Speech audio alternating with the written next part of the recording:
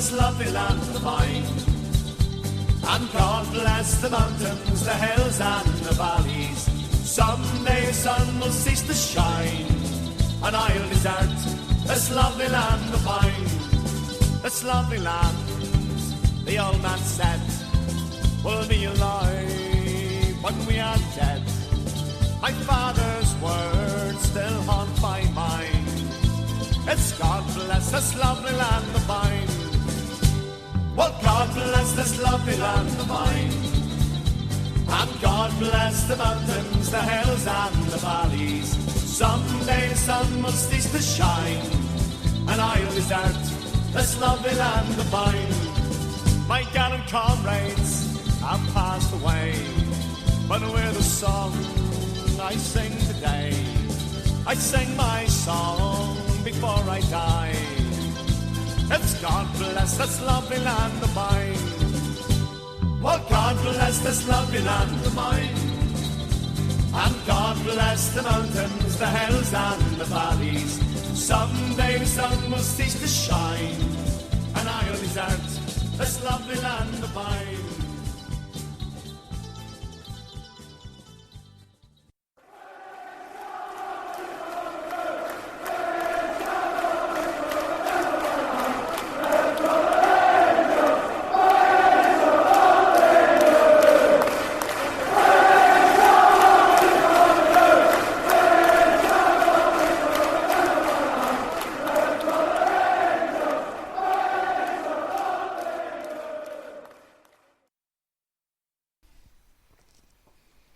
Hello and welcome to a new season of We Shall Not Be Moose podcast, Season 4, Episode 1, Rugby Fucking Park. The night's show, it's myself, Mickey Crowley, and I'm joined by the ever-present and the man that's been there for the beginning, Mr. John Paul Jameson. Hello. Hello. Hello there. Hello. I'm starting to show my age. Aye. I'm now 40. We're getting on a bit. Aye. So's Mick. Mick's 40 as well. Oh, for fuck's sake. Horizontal Mick is back in action. How we doing, mate? Yep, I'm alright, my man. Not bad. You're sounding fucking good voice tonight, to be fair. Aye, I'm good. Quite alert. All things considered. He's tried. Yeah, I really did go for it, but sometimes you win, sometimes you lose. Well, gentlemen, it's been a long layoff for us. We've been through the COVID period. We've been locked up in the houses, bored out our tits. The football's now back. We can't get inside the stadium, so it's only back in a fucking sense that we can watch it on the shitey telly. But it's back, and we're back. So I'd love to say we're back with a bang. We would have been if we had recorded last week, but we're not back with a bang tonight. We'll go straight to it. In fact, before we do, tell a lie, I've got Trivia Tim at Trivia Tim on Twitter has sent us in some stuff. Yes, I love these.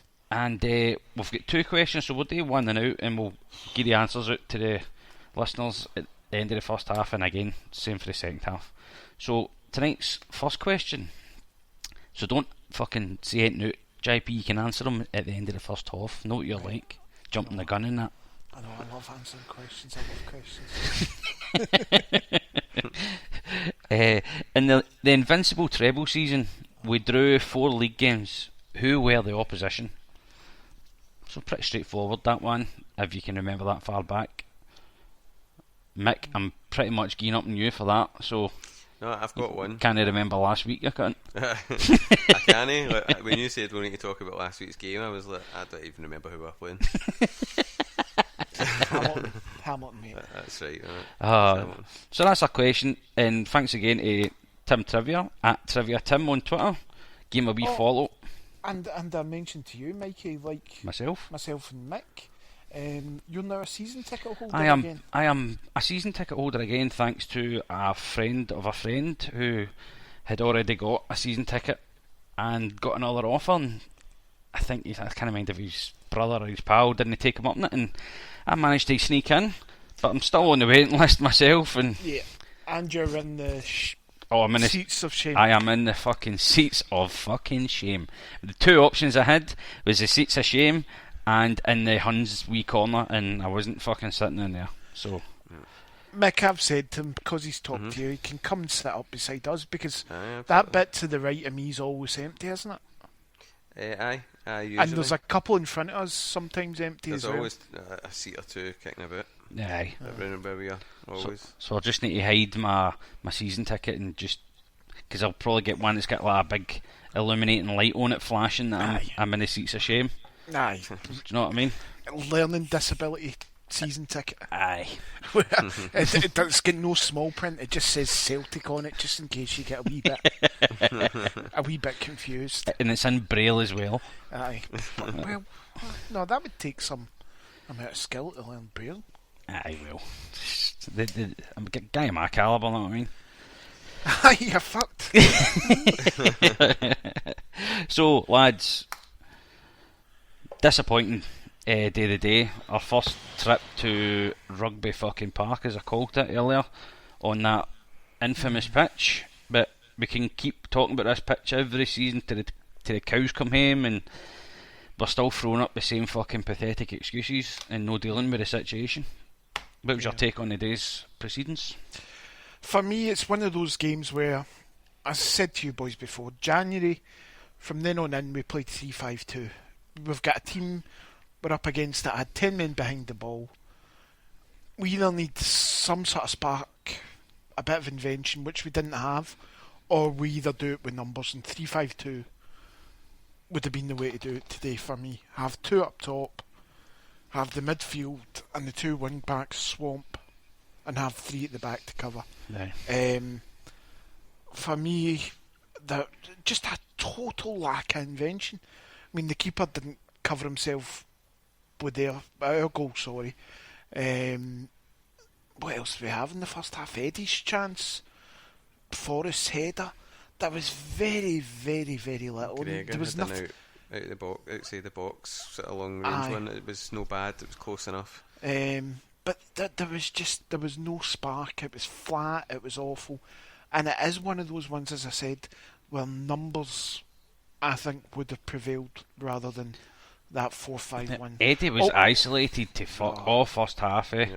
It was absolutely stinking, man. It So reminded me of the first half of last season with the 4-5-1, where it was just getting a bit stale. And when we changed it up after the break with the two up top, it changed everything, as we've seen. And I just felt, I think the day you've got to say, if Griffiths is where he's supposed to be, fit and ready, that we would have two up top today. I don't think it. Eddie's had a few games like this with the one where he can be in and out of games. I think Klamala's had a good pre-season, so there was no reason not to play him today alongside Eddie. Because I think when he came on, he showed a couple of times, he held the ball really well, improved in that front, because a couple of times you've watched him, the ball kind of hasn't stuck, but the day it kind of did, and I thought, there's no reason. I mean, we did talk about this before the show.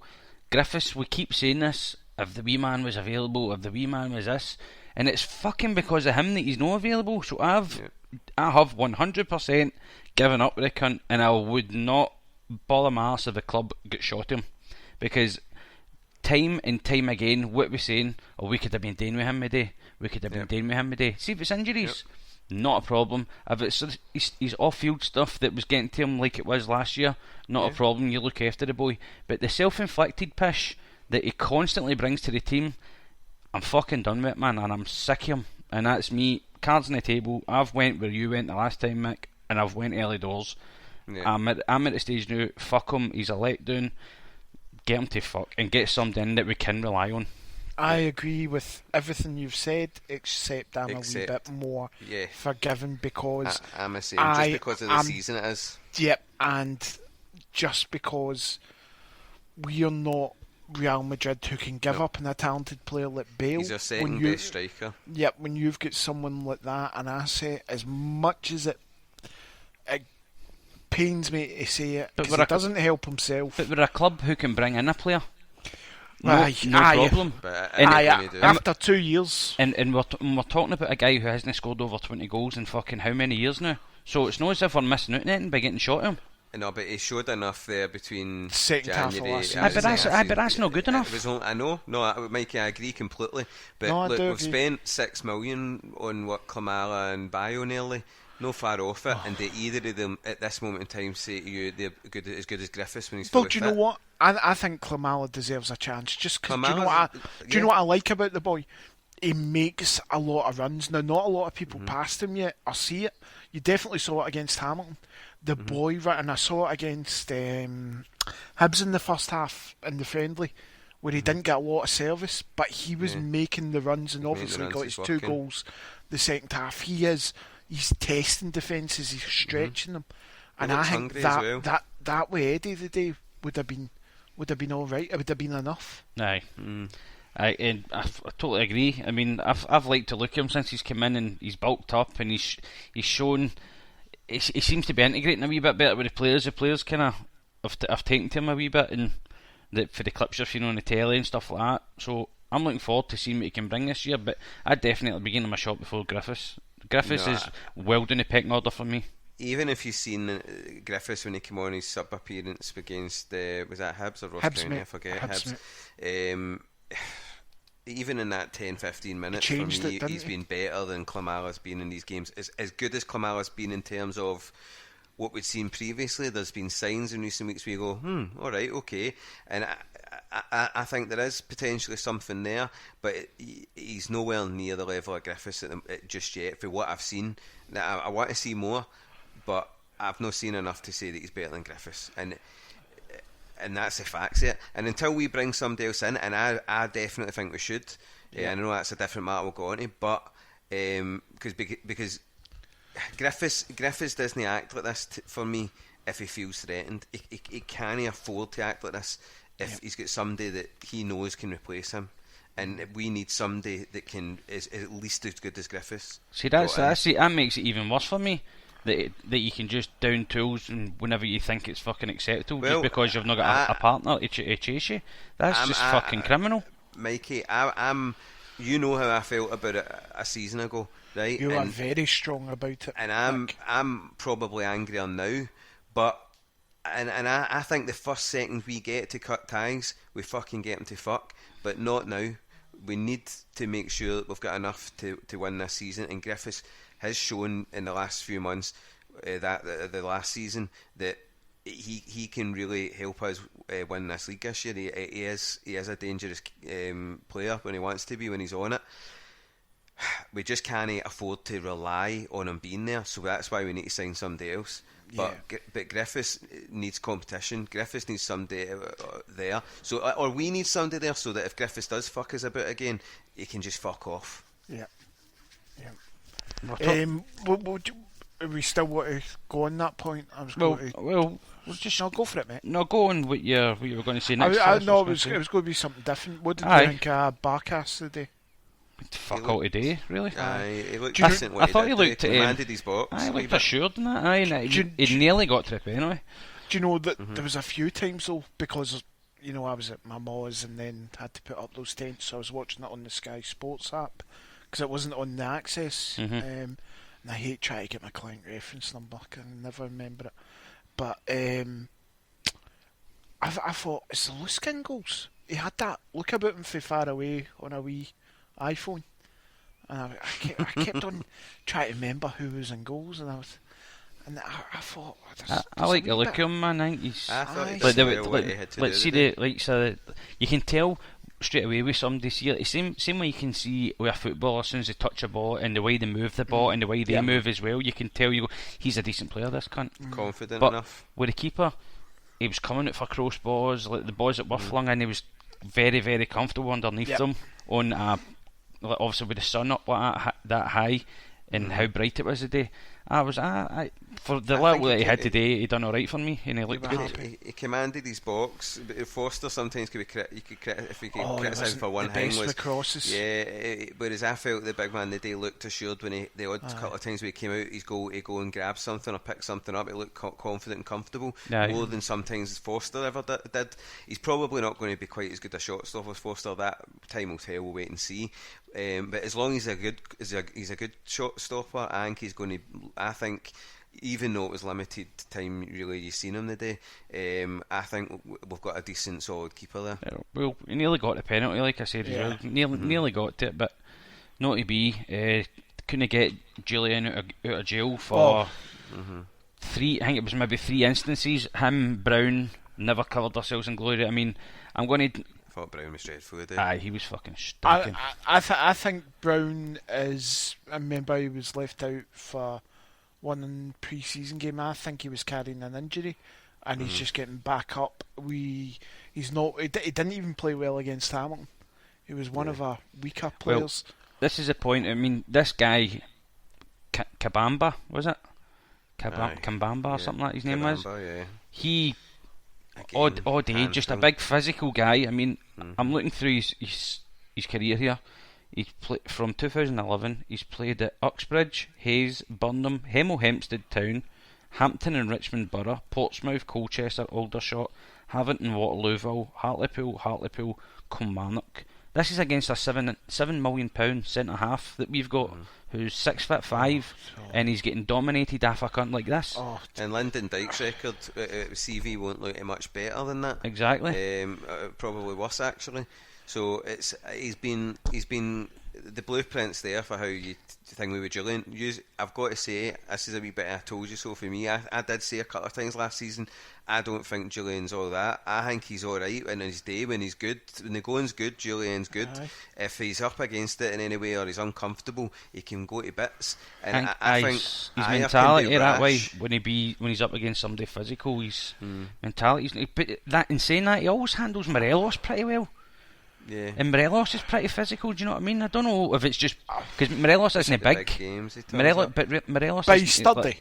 I know, but he's solid. But I'm talking about the height wise. It seems to be these kind of big boys that he's kind of fucking put off with. So I don't know what the fuck it is with him, man. I don't even think it was just physicality today. Julian played an absolutely idiotic game. I mean, that penalty, the ball was going out. Well, to begin with, the ball was actually out of play for a throw-in, and they never called it. No. They progressed the game. Sorry, that's what I meant. Yeah, sorry. I mean, there was an opportunity away on the touchline where he could have cemented the cunt further out, and he's weak in the challenge there. Brown was weak in the challenge. Then to have the audacity to pull a guy back in the fucking box. Yeah. You let him go. If he scores, he scores. But you Yeah. fucking let him go. You don't give him a penalty. No. Yeah. And that chance in the first 5 minutes where When he went to he head actually it. ran. No, it was the one where the Kilmarnock player ran past Julian. He went in for the tackle. He committed himself as the last man. The ball bounced up On and the he leaned halfway forward line. as if he was going to head it. Is that the one you're talking No, about? mate. It was that on was the other floor. one, Mick. Aye. Oh, that was later. That's right. It was on the 'Cause floor. that was only 2 chances that Kilmarnock had, proper chances that I had, and it was all down to him. So the day has been won and lost by him. And you know, I've used to love Ajer. Then I got a lot of frustration with him, but I thought he was absolutely fine today and covered Julian's arse a few But times. it's always it's either one or the other. Do you know what I mean? To me, it's either one or the other, or the odd time both, or the odd time they're both on it. But it's a very mixed bag. You don't know what to expect, who's going to be on it with they two and who's not. And again, 2 players that need somebody breathing down their neck. Yep. They need to know that they're looking over their shoulder, and I think there's a few places in the pitch where those people need to be looking over their shoulder. James Forrest, another one, needs to be looking over his shoulder. I'll tell you what though, he is looking a very handsome chap with his longer hair and that good shit. He's got Celtic he does hair, look doesn't good he? in that top. He's kind of taking the Armstrong role he pretty is well. Yeah. And for a straight man, I was like, Pish today, but absolutely pish today. Listen, nobody was good today. Absolutely no, not. nobody was brilliant, but I thought he thought was really pish. I thought Brown was really pish. I thought Taylor Julian was was fine. abysmal. El Yunusi wasn't very good either. I thought Taylor was fine, especially the first half. Yeah, Taylor was alright. It was alright, but again, for me, see, crossing, I mean, how many times a day? And Frimpong as well. We're talking about, I mean, look at the wee man last week, that just bypass Greg Taylor a wee second. We Frimpong was like a buzz bomb all last weekend, getting to the byline, getting past players. We man never beat any cunt at all today. No. He wasn't up the park at all, and us as a collective, and we keep going, oh, we're hitting a fucking a brick wall, 10 men fucking come on, blah blah blah. There's only 10 men in there because we want to take 2, 3, 4 touches of a fucking ball rather than get at the ball moving quicker. Yeah. We nobody else does that. Like, There's just no spark. All these big teams, you watch these big teams in the continent and all that. None of them do that. None of them do what we fucking do. It's either one touch and there's a pass, or one touch, kill it, then pass. But whereas we there was are very, very slow. There was a wee passage in the second half, right? And it was Brown, and he wanted to take it. He took the ball off. Julian was I think it was Julian was looking for something to put it forward, and Brown was coming back and saying, "Fucking essentially, give me it." It takes 2 wee yards to run, and then turns back and places the ball back. And I'm going, "What the fuck is that all about?" Instances like that do my absolute fucking boxing. Even with 30-40 seconds left, McGregor and that somebody in the were corner, just passing it ball back and goalie. between each other That over was and over again. that was What the horrendous. fuck are you doing? Don't. Get somebody just launch it into the box, do something. This is the thing for me. What's at stake is 10 in a row, and there was not one cunt in that part of the day. All leaders, 9 in a row winners, some of them invincibles, and not one had wanted to take the responsibility to do something. Not fucking one player on the park. There was no ideas. No, I'm not wanting to go through the team because it's only the fucking second weekend, but that isn't good enough today. And if you have more disasters like we did today, dropping points on 4G or 3G, whatever the fuck you want to call it, we only dropped points twice last year on 3G apparently, and there's one already this season. We're only 2 weeks in, so we can't afford to drop more points. And forget Rangers, right? Wanting to stop 9 and 10 in a row. All these teams want to take a fucking bit of us this year, and we have to be better because that for me the day because Kilmarnock wasn't didn't acceptable. even need to be excellent. Kilmarnock, all they were well organised and worked hard. That's all they were. And kicked in and green. Bamba, whatever his name is, fucking hammer throws. That power should have been off. Aye. After that first boot, he had about another 6 fouls and get away. He's with a it. fucking horrible, dirty bastard, him. But And it's not just against us. He does it every fucking week. That's all his game's built on. He's got no talent. But that's all they are. They work, they graft, they go for it, right? And we know that's what they're going to be like because that's what they're always fucking like, or always have been like, pretty much. And that pitch, we know that pitch. We know what all the pitches are like in Scotland. We need to be ready for this, and we need to be turning up and unlocking these teams. Do you know what the thing is? We've got a pitch like that at Lennoxtown that we work on before we play these teams. We've got a 4G pitch. The pitch means fuck all to me. It's shite. Regardless, the pitch is shite. The pitch So need done away with. It's our approach to the game. No, but that's exactly what I'm saying. So we know what a 4G pitch is. We've played on it enough. We've got one at Lennoxtown. So the pitch shouldn't even be a fucking factor. Are we going to play as good a football as we do in grass? No, but we should be fucking used to it. Because Kilmarnock can go away from home and play in grass when they play in a fucking 4G, and they don't go at Easter Road or the pitch. You know? But listen, I'm not moaning about the pitch. No, sorry, that was just a general point. Yeah. But what I would say is that I know you're saying forget the Huns, and listen, this might turn out to be just like last year, despite today's setback. I think I think still we'll win the league comfortably. I certainly hope so.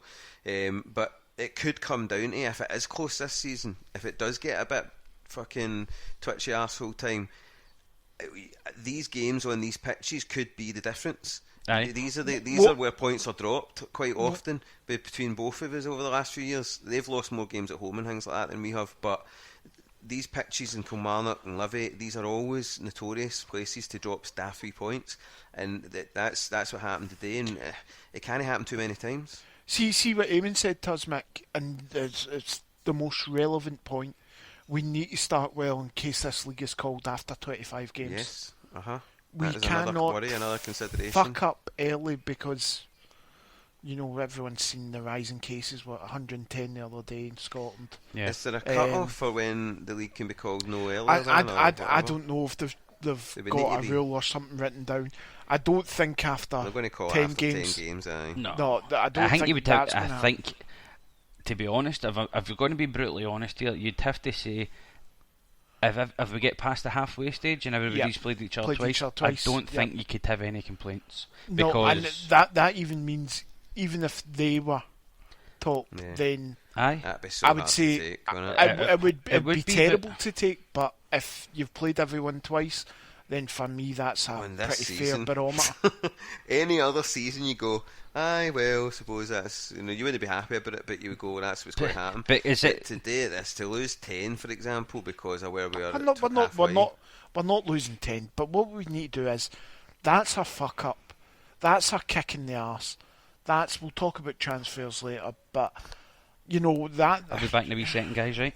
No problem. That's a thing we just.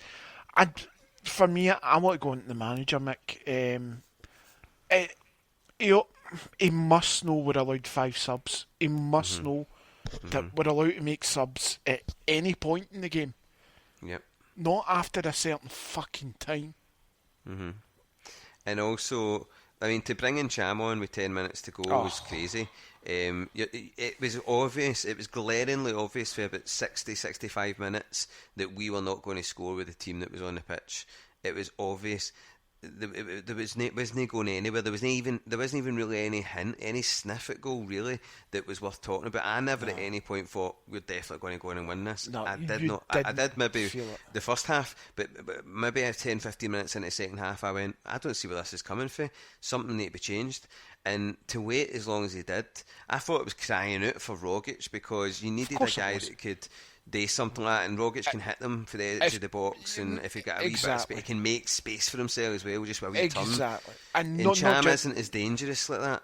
Listen, I thought Cham did okay when he came on, but I thought it was crying out for a Rogic. I actually even said, and this is terrible to be saying this, because you can't rely on a 17-year-old, but I thought Dembele for Forest was a switch, because I thought Dembele's got a bit of trickery about him. But you can't be relying on a 17-year-old boy at this stage in his career, right, to go and change a game. But it needed somebody like a Mikey Johnson or a that could go and beat a man and do something a wee bit different, and drag them out of position. The thing to me is, why have him on the bench if he's not considered, worthy of potentially coming on? It was the only kind of player that could have changed that game the day for me was somebody like a Rogic, Mikey Johnson, who was unavailable, a Griffiths or a Karamoko Dembele, and obviously look, 2 of them were on the bench and they didn't get anywhere near it. And then Cham would have been one that I might have thrown in there, and he did come on, to be fair, but he came on with 10 minutes to go, and I just felt it wasn't much time for him to really warm into it and make something happen, and obviously nothing did happen in the end. Klimala, listen, I think Klimala could have a future, but again, he's not somebody you're going to go, he'll definitely come on and change a game. No, I've not seen enough to say that yet. So I just felt there was nothing brought off the bench that made me go, oh, this will change it. I would, see, to be honest, mate, I would have changed to 3-5-2 half time. I know I bang on about 3-5-2, but we were exceptional from January onwards. But 3-5-2 was exceptional with Griffiths up front with Eddie.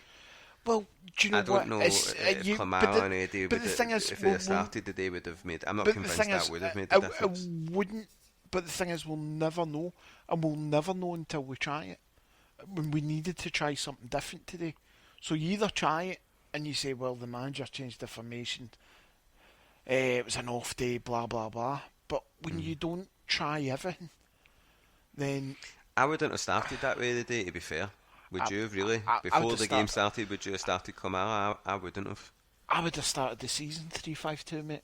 I would have if Griffiths had been fit. Whether it was El Yunusi up with Eddie or Klimala, then I would have done 3-5-2, mate. I think the key to 3-5-2 last season was Griffiths and Eddie's partnership, and I think Griffiths' little flicks, and Griffiths is a better footballer than he gets credit for. Oh no, I think he is on his day a fantastic footballer. I think 3-5-2, 4-5-1, blah blah blah. But I think what we'd missed was just a player like Griffiths on the pitch, or a player that can just kind of conjure something and pull people all over the place. And Griffiths does that, and it creates space for Eddie. listen, there's no point in going on and on about Lee Griffiths. He's a total fucking letdown, and for me, I do hold him responsible partly for this drop of points today. He should be ready and in that team, and I think we win a game like that with him starting the day. And Lennon didn't have that option, and Lennon might have played that way, and it's unfortunate now that we can sit here and slag Lennon and say he maybe didn't go with the right team or what have you. But for me, I think Griffiths has made that situation, or we should have had a striker in Bury. Do you know? Yeah, we'll talk about transfers later. I've got no problem with off days; they happen, right? And it's not the worst off day where Rodgers last season. Remember, we lost 2-1 down there the corner kick, and if you can remember, mate. I can know you. You know, but the day was like, it was such a letdown. It was like taking home the most beautiful bird, banging her senseless, and not being able to come. Yeah, well, I don't think we banged the end of senseless today. I think that was thumbing in a soft day and realising after half an hour you weren't going to come, and then but still going for it for another half an hour, and then just letting it flop out. That's what I would say it was more like. That's depressing. Well, it was a bit depressing today because I felt we were just toothless, mate. But I never really felt, other than the first 5 minutes, 10 minutes, where I thought we had bright moments. There was a couple little dodgy moments as well, but I thought we looked a wee bit bright the first 5 minutes or so. Then we got the goal from a good free kick and so on. Although you wouldn't be happy with your keeper, but it was still a good shot. It was placed well as well. And I just felt after that goal, and I did go, right, I can relax now. We'll based on the first 10 minutes and then getting that goal, I feel we'll be all right. And then I don't know. There wasn't a single thing happened after that made me feel we were going to score again. Do you know what? I wasn't fussed after the penalty because I thought there'd be a reaction, we'd get one or two, but the longer it went on, you were like, where's it coming for? Mate, it was within 10-15 minutes of the second half I went, something's going to need to be changed, because we didn't even come out really with any urgency that I noticed. It just felt really flat, and it was obvious that something had to change, and he just waited and waited and waited, and then the first changes, what was the first change in Cham? Wasn't the first one? It was HailHailMedia and somebody came on. I think it was. Frimpong came off. No, it was a double, wasn't it? Was it a double? HailHailMedia and Klamara. That was it for Frimpong and El-Yunusi. And then that was about... Is HailHailMedia going to offer more going forward than Frimpong? Is Klamara going to offer more going forward than El-Yunusi in terms of creative spark? I just didn't feel that was the kind of players that needed brought off and on. I just felt, the only thing I looked at in our bench and thought they're the kind of player that could come on and change was Rogic and Cham and Dembele. 3 players that you would go, one of the 3 could do something to get a goal here. Nobody else. The other 2 that he brought on, I thought, even Klamara, I know that's harsh to say, he scored recently as a striker, but I just didn't feel it was. I felt it needed to come from a creative person rather than a guy to finish it. Well, Beaton or Klamara Roberts going to finish? God knows. Beaton, Ball and goalie or Robertson weren't going to be game changers. If we were 2-1 up and we wanted to, secure things, then you maybe bring them on. But I would have had Dembele on. Rogic wasn't on the bench, mate. So was he not? No. I'm sure I saw him on the bench, was he not? No. You might have seen him in the stands. Do you know, actually, I was sitting here with my brother-in-law and he said, I think he said Rogic was on the bench. Aye. Tony was here the day, it's Kirsty's birthday, my missus' sister. So he was over and we watched the game. Had a few beers. But I think he said Rogic was on the bench, so I've sat there the whole day moaning that Rogic wasn't getting brought on and on this podcast. But, well, fair enough. But, Dembele, certainly it was, and Cham were the 2 players then you think, they could do something kind of thing. Which is worrying in itself. When you're looking at your bench and there's not really much you can go, or they'll light it up a wee bit. No, there's not. I feel fine in midfield in terms of what we've got, but when we talk about width and we talk about up top, yeah, I don't think Klimala's ready yet. I think Klimala would be a good player to have as fourth choice or go out on loan. I think if we've got Eddie, Griffiths, and at least one other, but one other that's well, as good as Eddie might not be easily achievable, but it's certainly as good as Griffiths. Then I'm comfortable enough with that. Even if you've got the four being Klimala being the fourth, but wide. Listen, Dembele could be ready. I don't know. I've not seen enough to say if he's ready or not. But Forrest needs somebody to worry about. And he didn't seem worried enough today, and he lasted the full 90 minutes despite being, I thought, just absolutely shite. El Younousi, obviously it's a shame with Mikey Johnson is injured as well, but he's not El Younousi's either a 5 out of 10 season. or a 10 out of 10, isn't he? Yeah, and so far, probably the first 2 weeks, he's been... See, he's not got a towards great the touch, JP, and he's not particularly a great passer of the ball, I've noticed. He's got pace and power, and he runs at you. He's quite direct, and he's got a good shot on him. You wouldn't. He can be a handful, but he's not going to conjure something out of nothing unless it's a kind of long range shot or something. Yeah, but there's no trickery about him, and Forrest can just disappear some games, and if he does, he needs somebody breathing down his neck. Aye. Or somebody to fucking just replace him.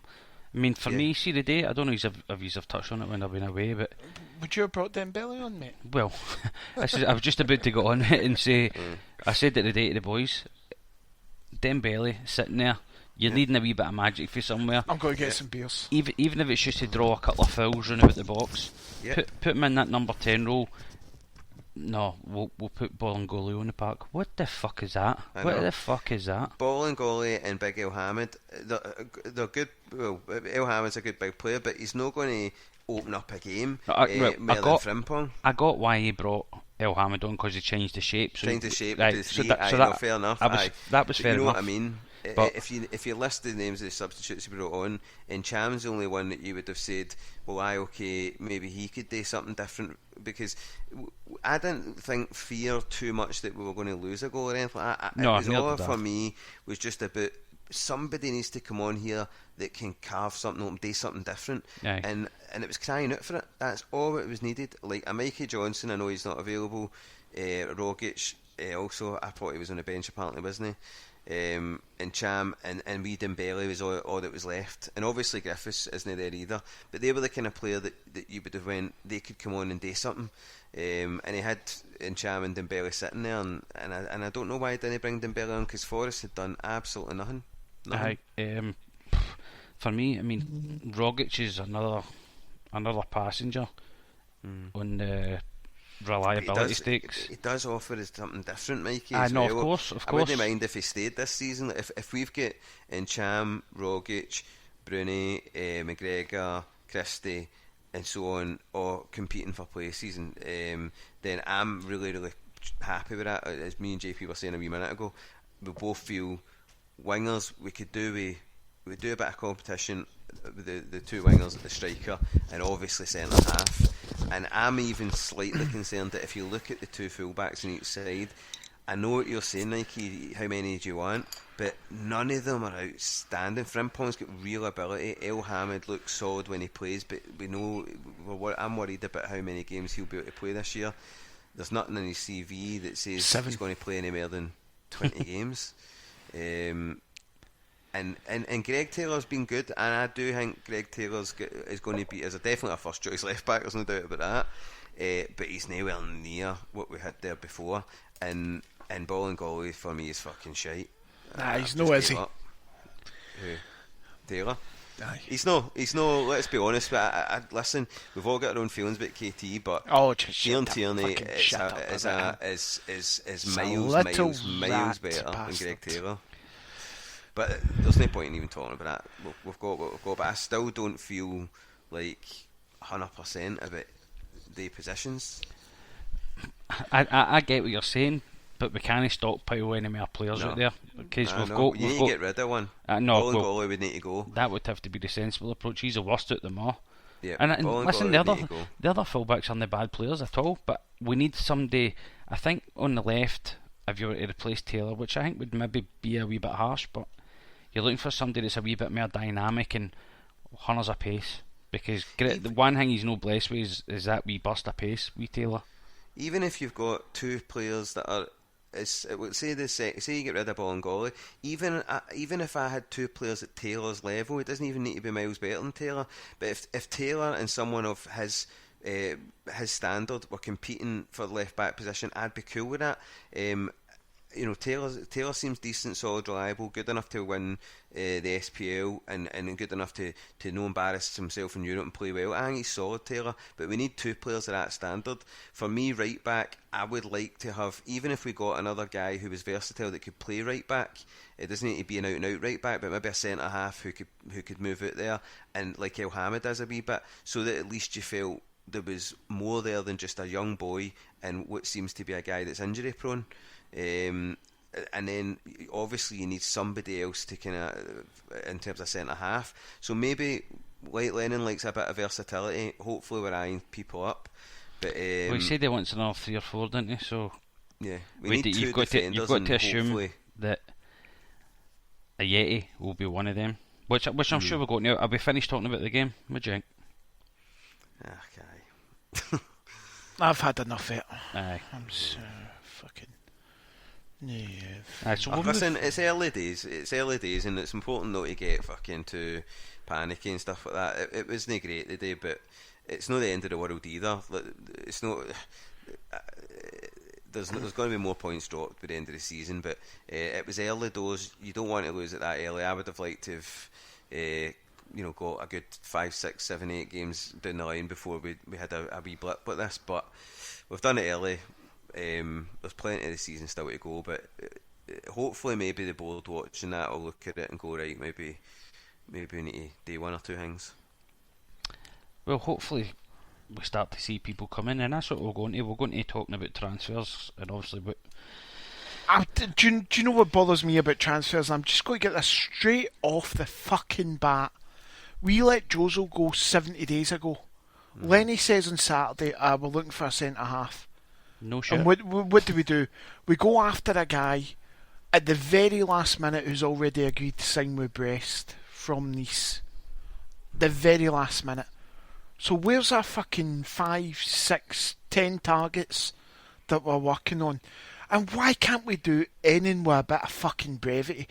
Honest to fucking Christ, murderers get out in less time than we do to start fucking negotiations and fucking seal a deal. We're terrible for it. It's just... Yep. Yeah. I mean... Well, it's like fucking Gareth Gates trying to fucking recall the alphabet. It fucking takes forever, man. What the fuck's going on? The Huns can't organise a proper deal for their jerseys, but they get players in quicker than we do. They really do. At least when Shite's easier to fucking well sign, mate. Okay, fair enough. But what we don't, it's always the same. We're always fucking slow. Always so slow. We're always dragging our heels looking for the next thing when the next thing should already be identified and halfway in the door when we act to fucking get rid of one guy. When one guy's out, we should be bringing the next guy in. I think we're tight-fisted as well. I do. Oh no, definitely. Too much and fuck about too much. If you want somebody, go and get him. No, get the right guy. Get the right guy. Affect the certain functionality of a certain man's fucking heated driver. You know what I mean? We need to just be more decisive. Pick out the best target and get him, even if it's $1 million more than you want to spend. It's better than $1 million wasted, because look at like Clamara. I'm not writing off Clamara, but and Bio and things like that. Bio would have been better, mate, and a buoy. But well, a buoy, there's another one. But every one of those seasons, we were linked to a guy who, instead of being 2 or 3 million, was worth 5 or 6 million. And instead of paying that, we fucked about and ended up getting somebody like that and wasting 2 or 3 million. And to me, I think it's no waste.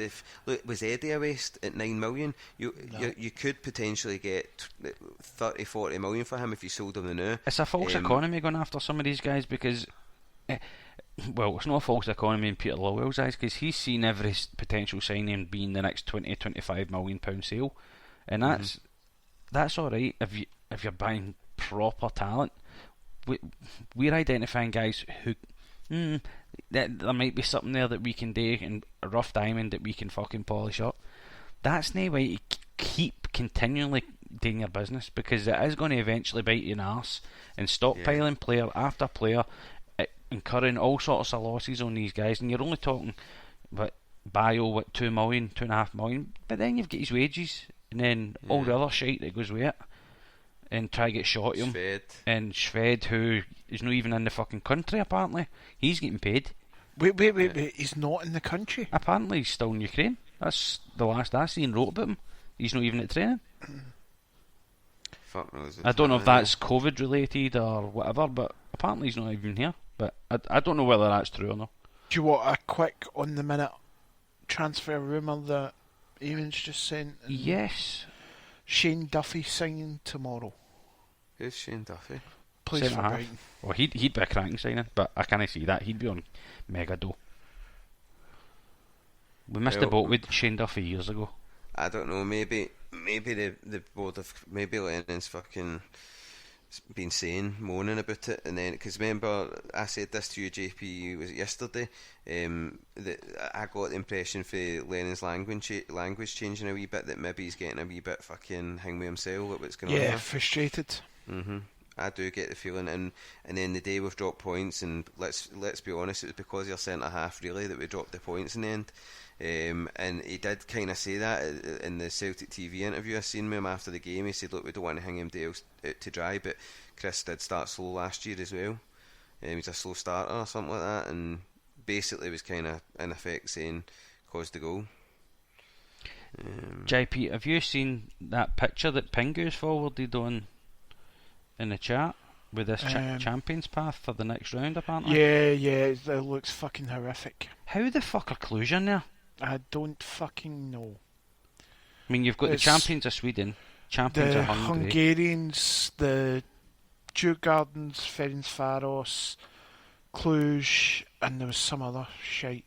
You've Slovan Bratislava. I think we've already played them in their pish, haven't they? And that Floriana.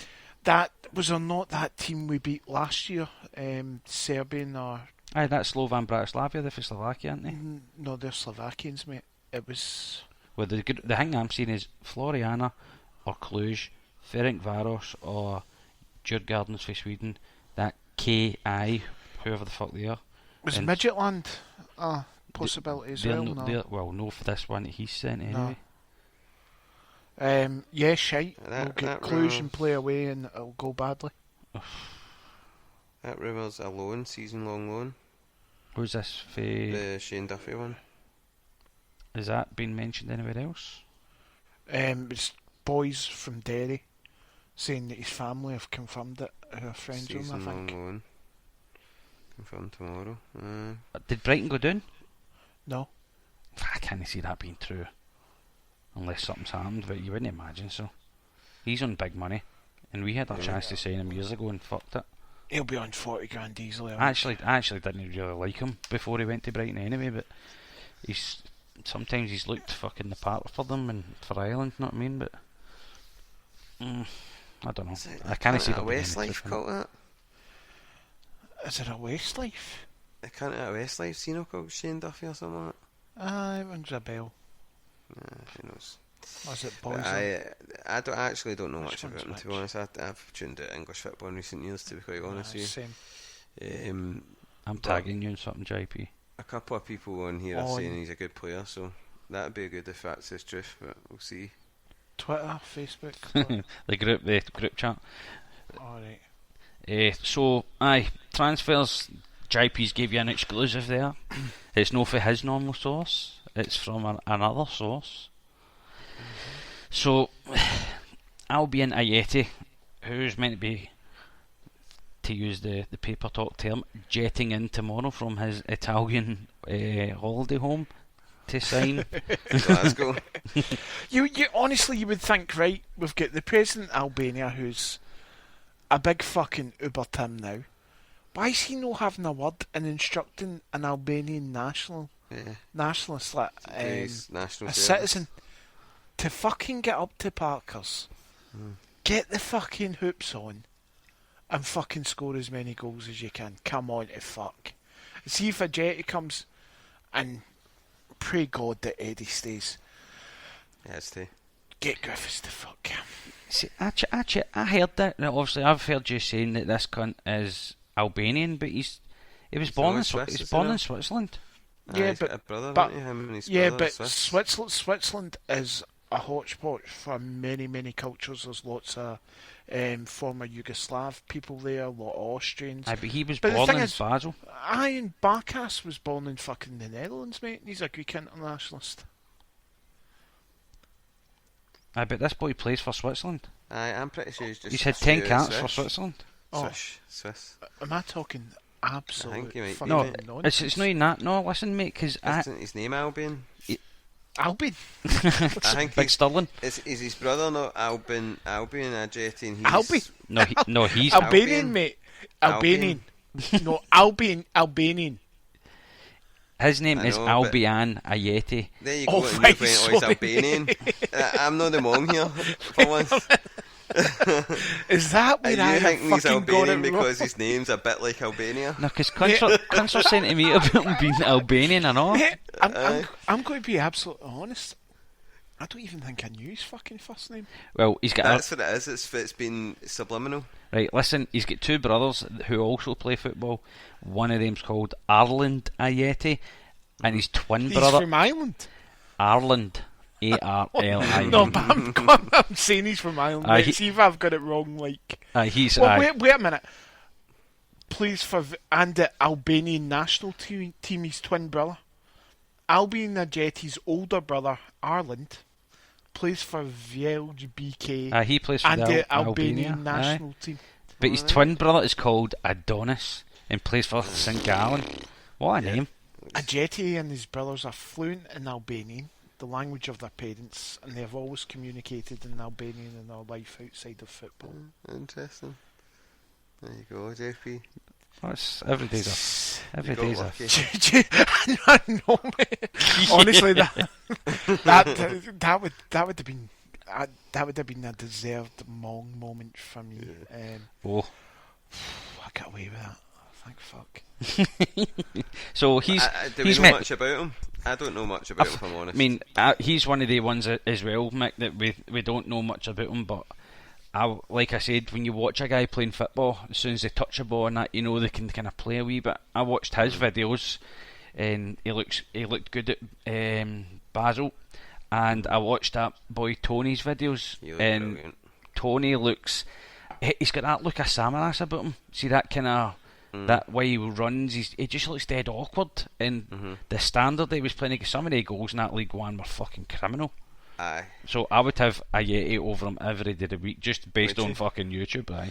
I thought Tony looked the part, to be honest. I've seen, but I do appreciate the level that he's playing against. But I just think he looked a big awkward cunt, man. See that style, the way he runs. I thought he was younger than he was. He's 24 and Jetty's 23. Aye. The one good thing about Tony was he looks like he's got okay footwork close up. He's a big boy. He likes headers, but he's not played at the standard. And he's got a year left in his contract, and fuck knows how much Peterborough want. But there's no way we're paying $5 million or anywhere near that for a boy in the third tier English football. When Peterborough said they desperately need to sell because they've got a wee bit of financial trouble. And he's in the last year of his deal.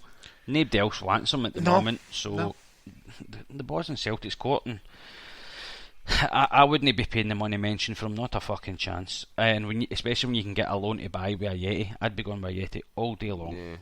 Day long, and it makes financial sense for us because obviously it's a tight market now, and obviously with the clubs been going through with COVID and all that kind of shit. Let's be honest, it gives us a look at them first and all. Aye, exactly, and it maybe allows us to buy somewhere else without having that initial £5 million to pay.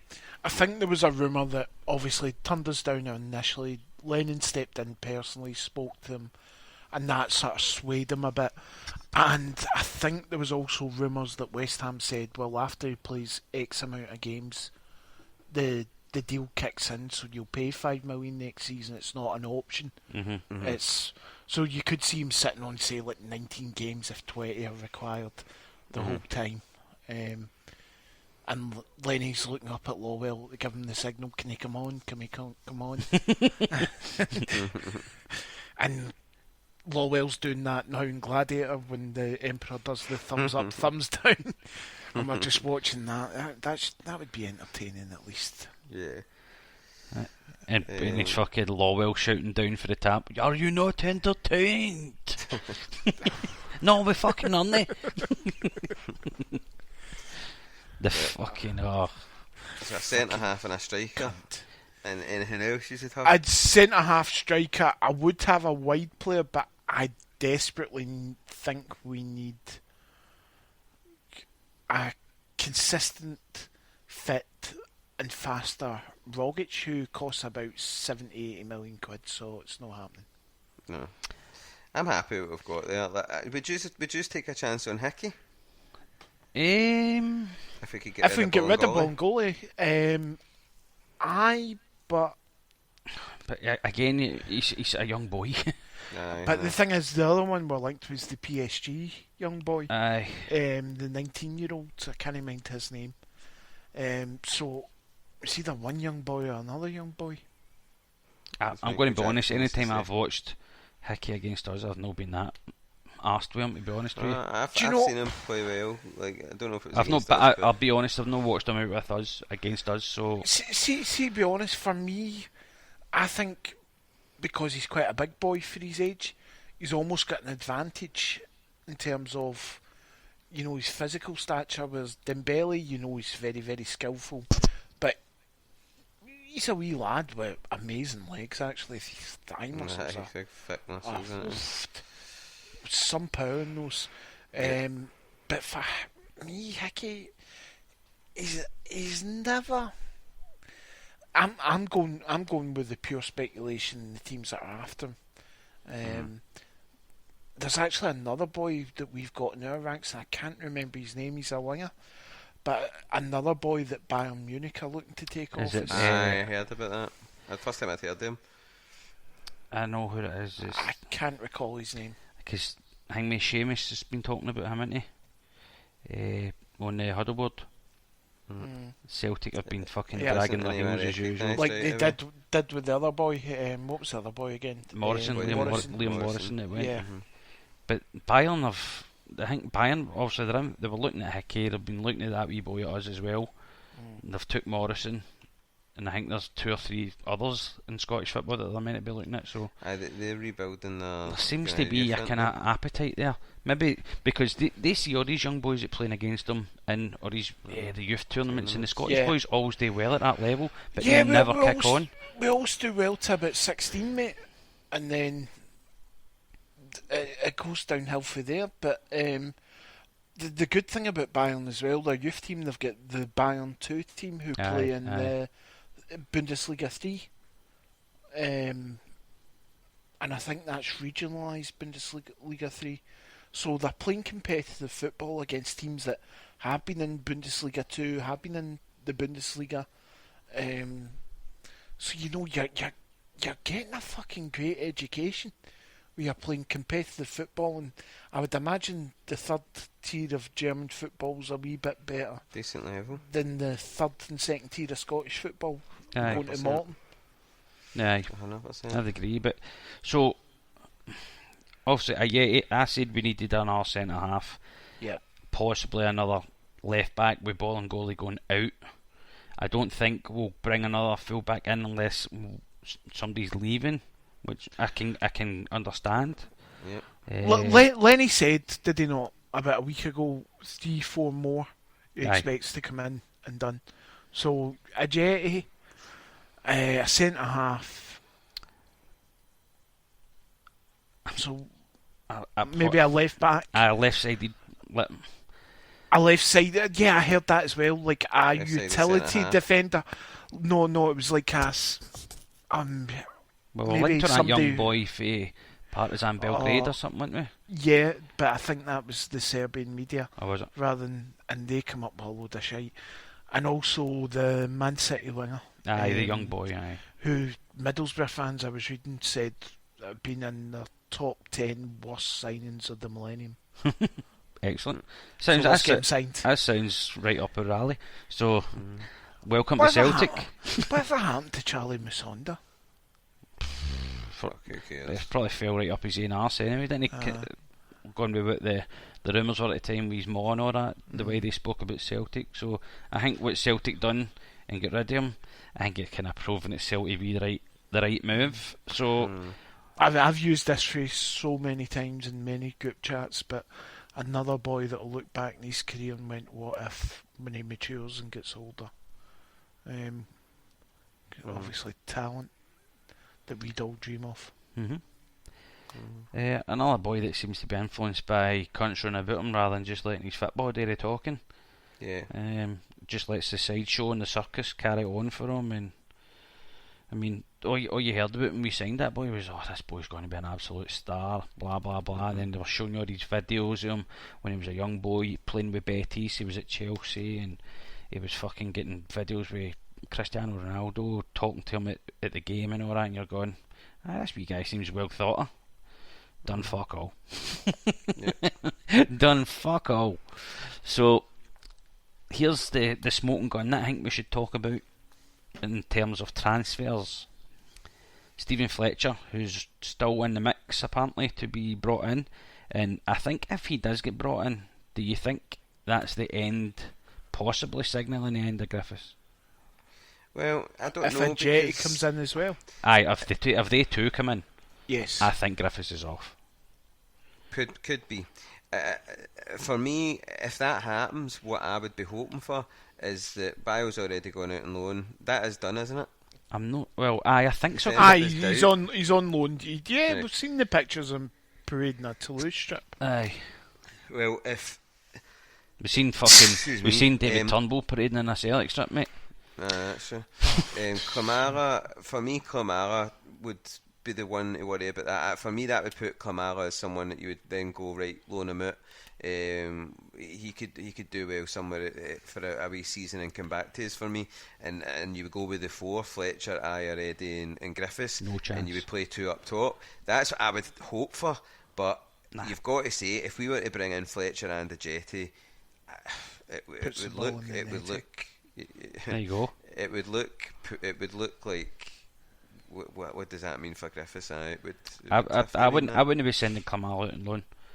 Neither would that. I mean, it'd be great to keep all five because you're not going to be able to rely on Griffiths anyway. And this season we've got 9 subs and 5 changes. Not that we'll ever make 5 changes under Lennon. You struggle to make 3 with him, so we'll not make 5. But you know that. I think I said this jokingly in a group chat that he was probably like, after about 60 minutes, saying, wonder if Johnny Hayes could come on. Even though he's not at the club anymore. But aye. In the pub. He was in the pub getting the corona. Aye. Mad Johnny, yeah. I liked wee Hayes, but obviously he wasn't a Celtic class player, but he done as a job. I thought he done as a job. I think his goal at Ibrox as well, that was my screensaver for a while. I'd sooner have him there than Bolingoli.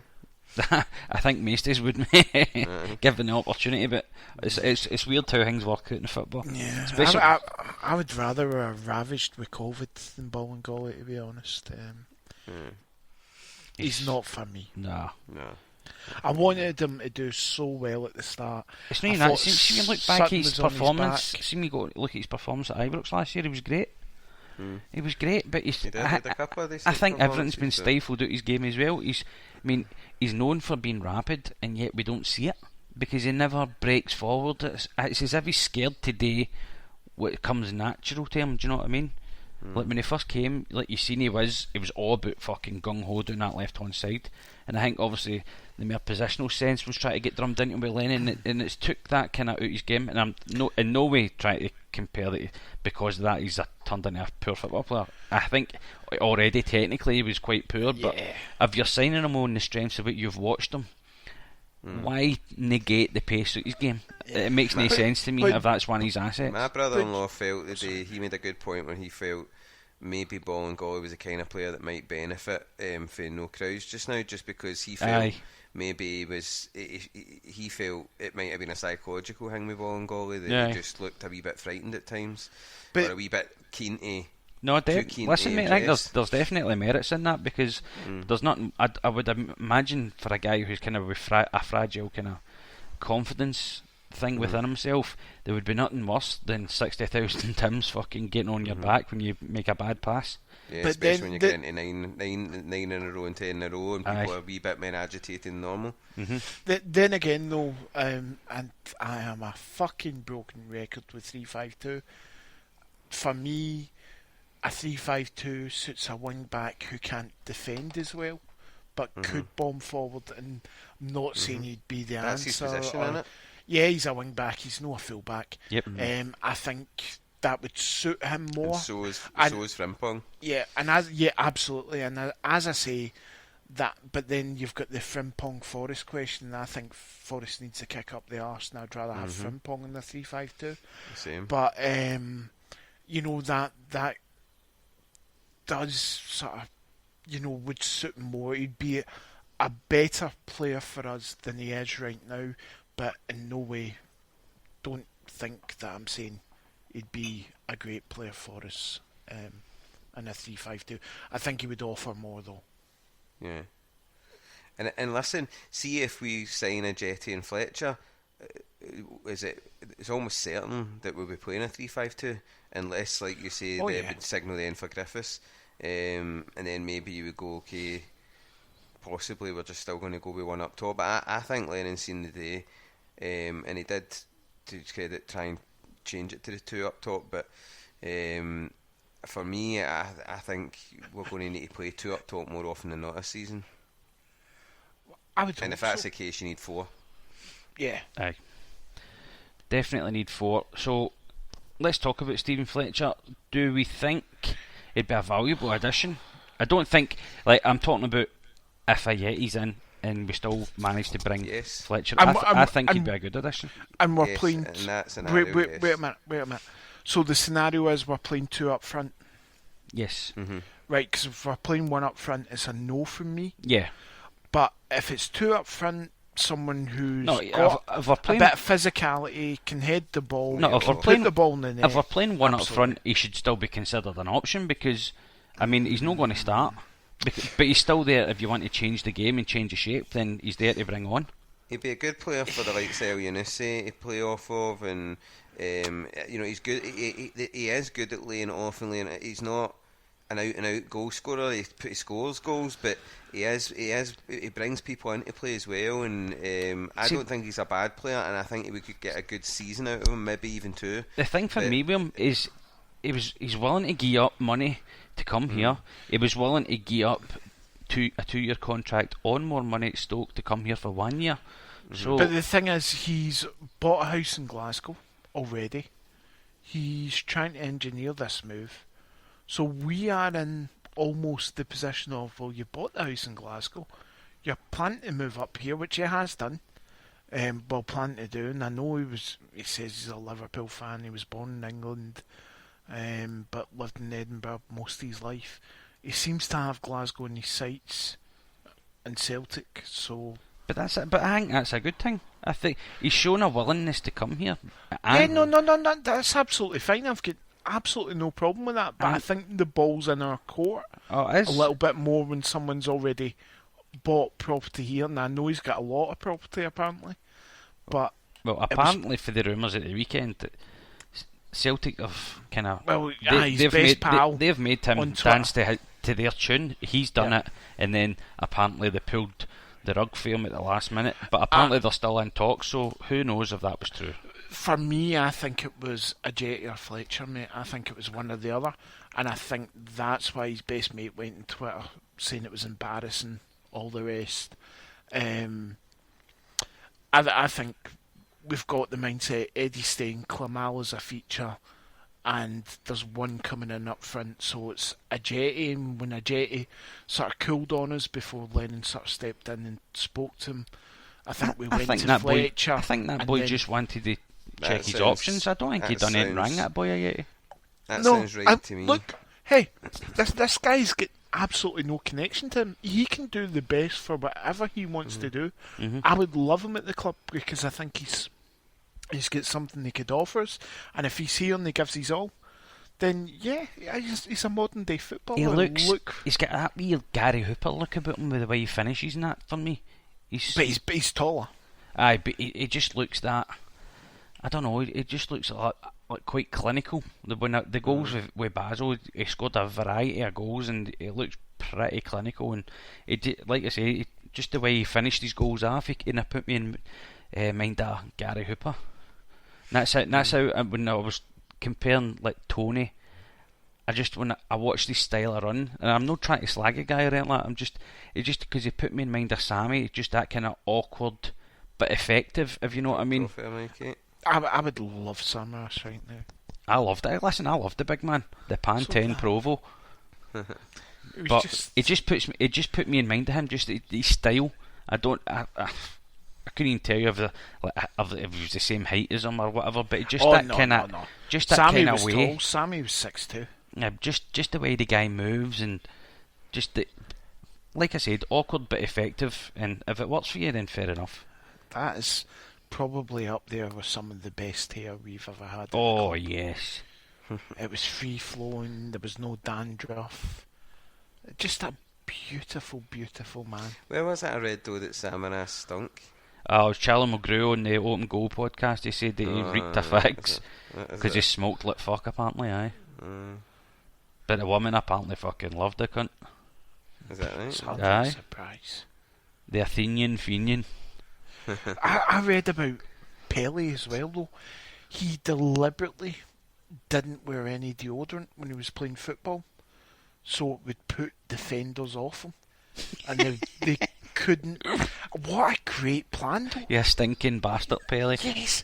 Now he's got erectile problems. So no, he doesn't. He just advertises it. No, did you ever see that? It does say in the small print, Pele does not suffer from erectile dysfunction.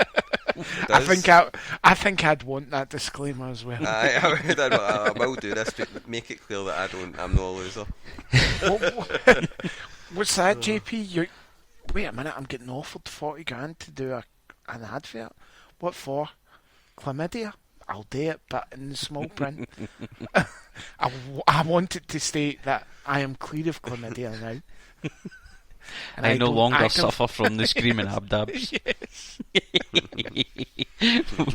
Right, gentlemen, we're going to have a wee half-time break, right? So we can go and get our cans and shit sorted. So we'll leave it at that. We'll leave it there with the transfer talk for now, and we'll commence the second half with the European draw, and we'll talk about the upcoming games against St Mirren and Aberdeen. But before we go, the answers to the questions.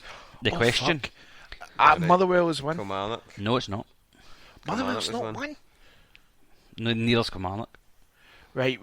So Invincibles. What year did I get married, Mick? Inverness are one of them, Mick. Right. Ross County. Ross County's one. With that penalty dive. No, we've got two, mate. Kilmarnock not one. No. Out there. No, I thought we'd done. Aberdeen. Nope to both. Dundee United. Hibs. We do with Hibs. Dundee United? 2 each with Hibs. Fucking flinging teams out. Dundee. Nope. Was Hibs wrong, Mikey? Yes, that's wrong. Well, according to my source, it's wrong. That's his question. No, Middle fucking Baldy was 2-1 Thistle. That was the season before, wasn't it? I remember the Inverness one because we absolutely played them off the park. I remember the Ross County one because of the dive. That's right, aye. The Motherwell one, though, were we not like 3-1 down at some point, making back 1-4-3? Aye, so that wouldn't be. Is that the one I was? No, I'm maybe thinking that was a draw. Pie. I know. Fuck me, man. Right. Hamilton. St Johnstone. No. Fucking, there's Aberdeen. no other teams. One of them's not in the league anymore. Gretna. No, it's not Gretna. Dick. No, for fuck's sake. Hearts. One of them's not in the league anymore. Hearts. No. Thistle. Yes, Partick Did Thistle. I not say Thistle? Well, I didn't A hear you. second ago. Because I was talking about the Amido Baldy 2-1 game. Him coming on. So we one shot. Yes. So they're not in the league anymore. So other ones are in the league. I think The Huns? Did we draw against the Huns? Yep. No. Yep. Oh, 1-0. Murty. That was that Murty draw, wasn't it? Fucking remember the foul by, what do you call that old QPR defender? Clint Hull. Aye, clear penalty. Aye, that was it. I get 3 out of 4 in them. After Well being done, slagged. Michael, son. Cheers. You don't get any points, but fuck you. So that'll finish the first half, lads, and we'll go for a wee break, alright? Okay. No worries. Cheers, lads. For those who are in love, here's a song that's warm and tender. For those who are oppressed, in song you can protest. So liberate your minds and give your souls expression. And open up your hearts and they'll sing to you the song. Let the people sing the stories and their songs, the music of their native land. The lullabies and battle cries and songs of hope and joy. Join us hand in hand. All across this ancient land, learn the test of time. It was music that kept the spirits free, the songs of the years and the vine. Take it down from the masked Irish fighters. It's a flag we Republicans claim. It will never belong to Crusaders. You have brought on it nothing but shame. So leave it to those who are willing to hold it through war and in peace, to men who intend to do killings until Britain's tyranny has ceased. Take it down from the masked Irish fighters. It's a flag we Republicans claim. It will never belong to Crusaders. You have brought on it nothing but shame. Well, you murdered Sir Bravely and Rory. You butchered young Richard and Joe. Your hands with the blood are still gory from doing the work of the foe. Take it down from the masked Irish fighters. It's a flag we Republicans claim. It'll never belong to Crusaders. You have brought on it nothing but shame. Well, it was back in ancient times when Ireland tell us stories of heroes, of villains, of chieftains of the clan. From Elizabethan times, from winning wars and fury, the vipers to the sword, killed the harpers and the bard. Let the people sing the stories and their songs, the music of the native land. The lullabies and battle cries and songs of hope and joy. Join us hand in hand. All across this ancient land, learn the test of time. It was music that kept the spirits free, the songs of the years and the mine. This land is your land, this land is my land.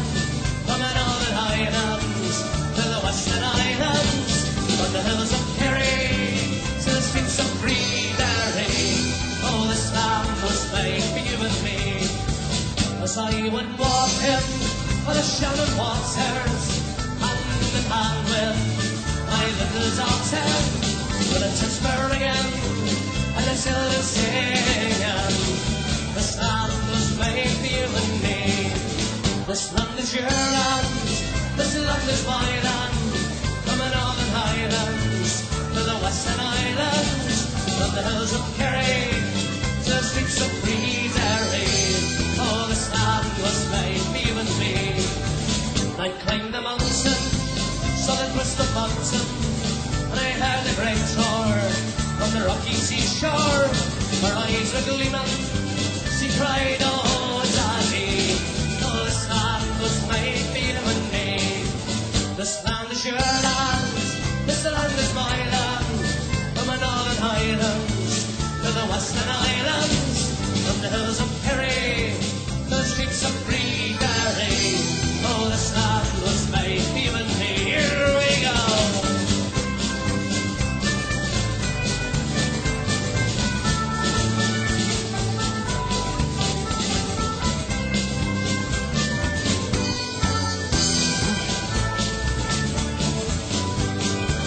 I want to hold by the old church steeple. I love my country, I love my people. Well, the man who cried there and the man who died there singing, this land was made for you and me. This land is your land, this land is my land. From the Northern Highlands to the Western Islands, from the hills of Kerry to the streets of Freeberry. Oh, this land was made for you and me. Well, I live land of song, your music lives forever. In your valleys and your mountains, your hills and in your glens. Your music will survive through famine and oppression. To the generations gone, we'll sing for you the song. Let the people sing the stories and their songs, the music of their native land. The lullabies and battle cries and songs of all the joy, join us hand in hand. All across this ancient land, learn the test of time. It was music that kept our spirits free, the songs of years and mine. Yes, those songs of years and of mine.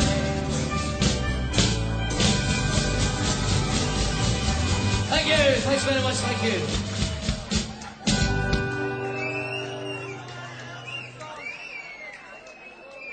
Hello and welcome back for the second half of We Shall Not Be Moved podcast.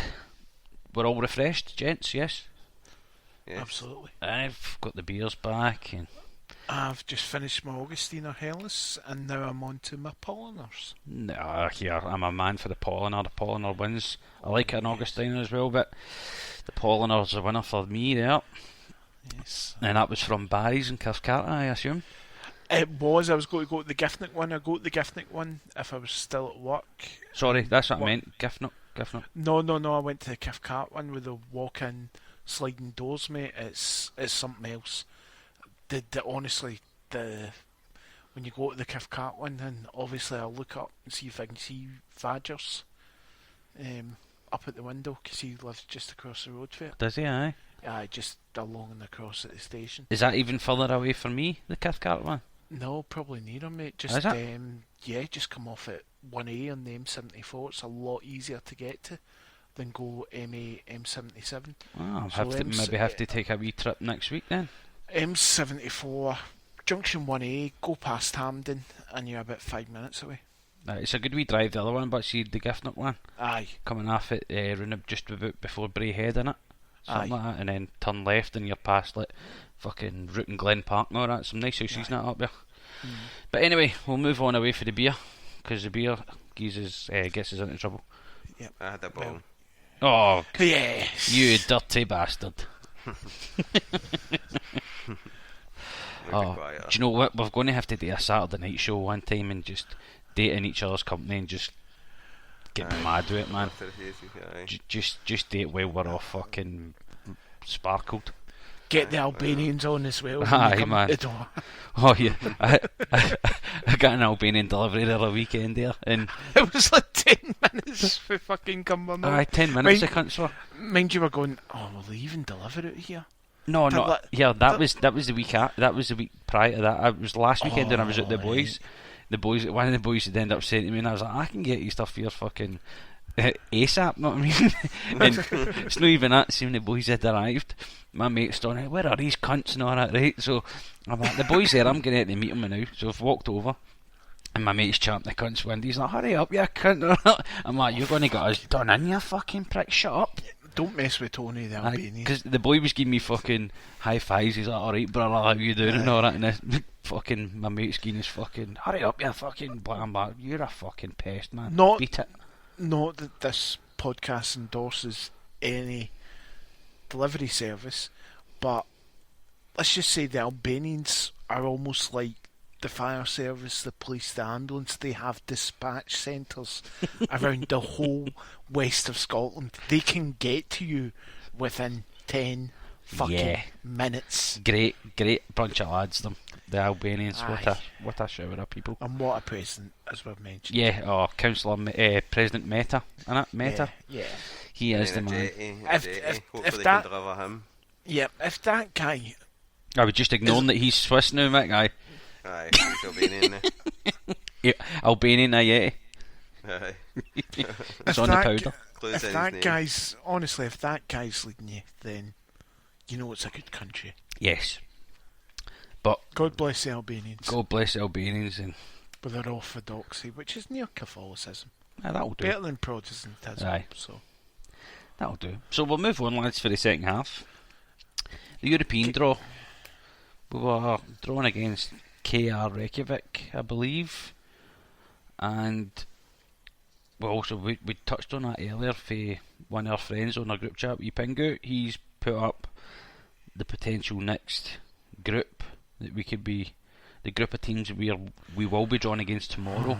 Yeah. Which, if it's true, I've no reason to believe it isn't, but we're probably better off checking with Miravchik67 on Twitter, which is probably where Pingu's pulled it for, to be honest. I'll check that. But what do you think about obviously the first draw? I think that's pretty straightforward. Yeah. Yeah.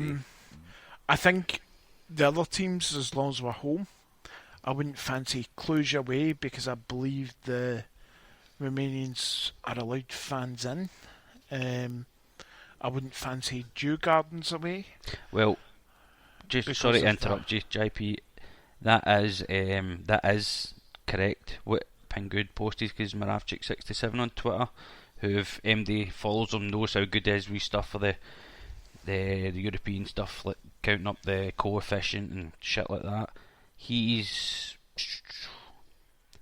It's Floriana or Cluj, Ferencváros or Djurgardens, and KI or I don't know where the Faroe Islands I think they're from, and Oslova and Bratislava.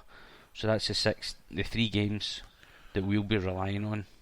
Mm-hmm. I would just take home ties. Home ties, I think everyone's okay. It's still shocking though that you go into a game against Cluj, probably a team with a budget of 20 million. We've got about 60, 70. Well, I'm not even on 20 million. I'll give you a wee... Where are we here? Let's see where he's put the stuff up. KL... What are they called? KL Klaksvik. One of my favourite teams. Yeah. Right, so there's his first tweet. That draws out a fully fair. So Floriana, right? They're ranked number 402. They won their first Maltese title since 1992, when the Maltese League was cut short with COVID, and they were 3 points clear of Valletta at the time. So their only recent European experience was 17-18 season, and that was a 6-3 loss to Red Star Belgrade, including a respectable 3-each draw. They've not won a European tie since 1999, so don't think they're an issue. Cluj will probably beat them. No introduction needed for Cluj. They were behind the last game of the season, title decider. They claimed the 3rd remaining title in a row. Played them 4 times last season, so we know all about them. Ferencváros, Hungary, one of the great names of European football. They seem to have a bit of a revival. Beat Ludogorets last year. Reached the Europa League groups and only lost once, but also only won once. We have an interesting match between them and Djurgardens. So Djurgardens, they're ranked 235. Won their first Swedish title in 14 years. Last season, they've only played 1 European tie in a decade, and an extra time loss to Mariupol of the Ukraine in the Europa League. They're currently sitting 4th in the league in Sweden after 13 games, 5 points behind leaders Malmo. KL Klaksvik, I think they're for Ukraine. Won their first... they're for the Faroes, sorry. won their first Faroes title for 20 years in 2019 season. They only won their first European tie in 2018-19 against Birkirkara of Malta, but have won another couple since then against teams from San Marino and Lithuania, so I don't think they'll be an issue. Then Slovan Bratislava, they won the Slovakian League last year by 17 points. Their fifth title in 10 years, lost in penalties to Sujeska in the Champions League QR1 last season, but went on to reach Europa League groups where they finished third in Wales' group, beating Besiktas. So you'd probably be happy to avoid them as well and hand them in Cluj, wouldn't you? Doesn't you should be able to beat everybody there, but you know what I mean. If you were wanting to avoid. Why have I got it in my head that we'd played Bratislava last year, but we never? No, we played the Serbian team where we won. Where Shved scored against them. What were they called? Away. Oh, I can't even. I thought we'd. Or did we play Bratislava in a friendly or something? Wait a minute, Shved goal for Celtic. Was it maybe a Moldovan team or something like that? It was a former Yugoslavian team. Aye. Shved goal for Celtic. Aye, so that was a decent wee run down there for Miravchik67. Again, give him a wee follow on Twitter, guys, because he's really is top drawer and knows what he's talking about when it comes to all that kind of stuff. And he's on the ball before any of us know it. So I think if you're looking at the two ties, I mean, there's dangerous ones in all of them, because Ferencvaros have been about for a bit and they've always been a bit dangerous. The Swedish champions, I wouldn't be too bothered about them. But you're just hoping that they put Ferencvaros out. You're hoping Floriana put Cluj out, and probably hoping that the Faroes team put Slovan Bratislava out. Who are KL? They're the ones for the Faroes. They're called. No. This is who Shved scored against last season, and they weren't a Faroe Islands team.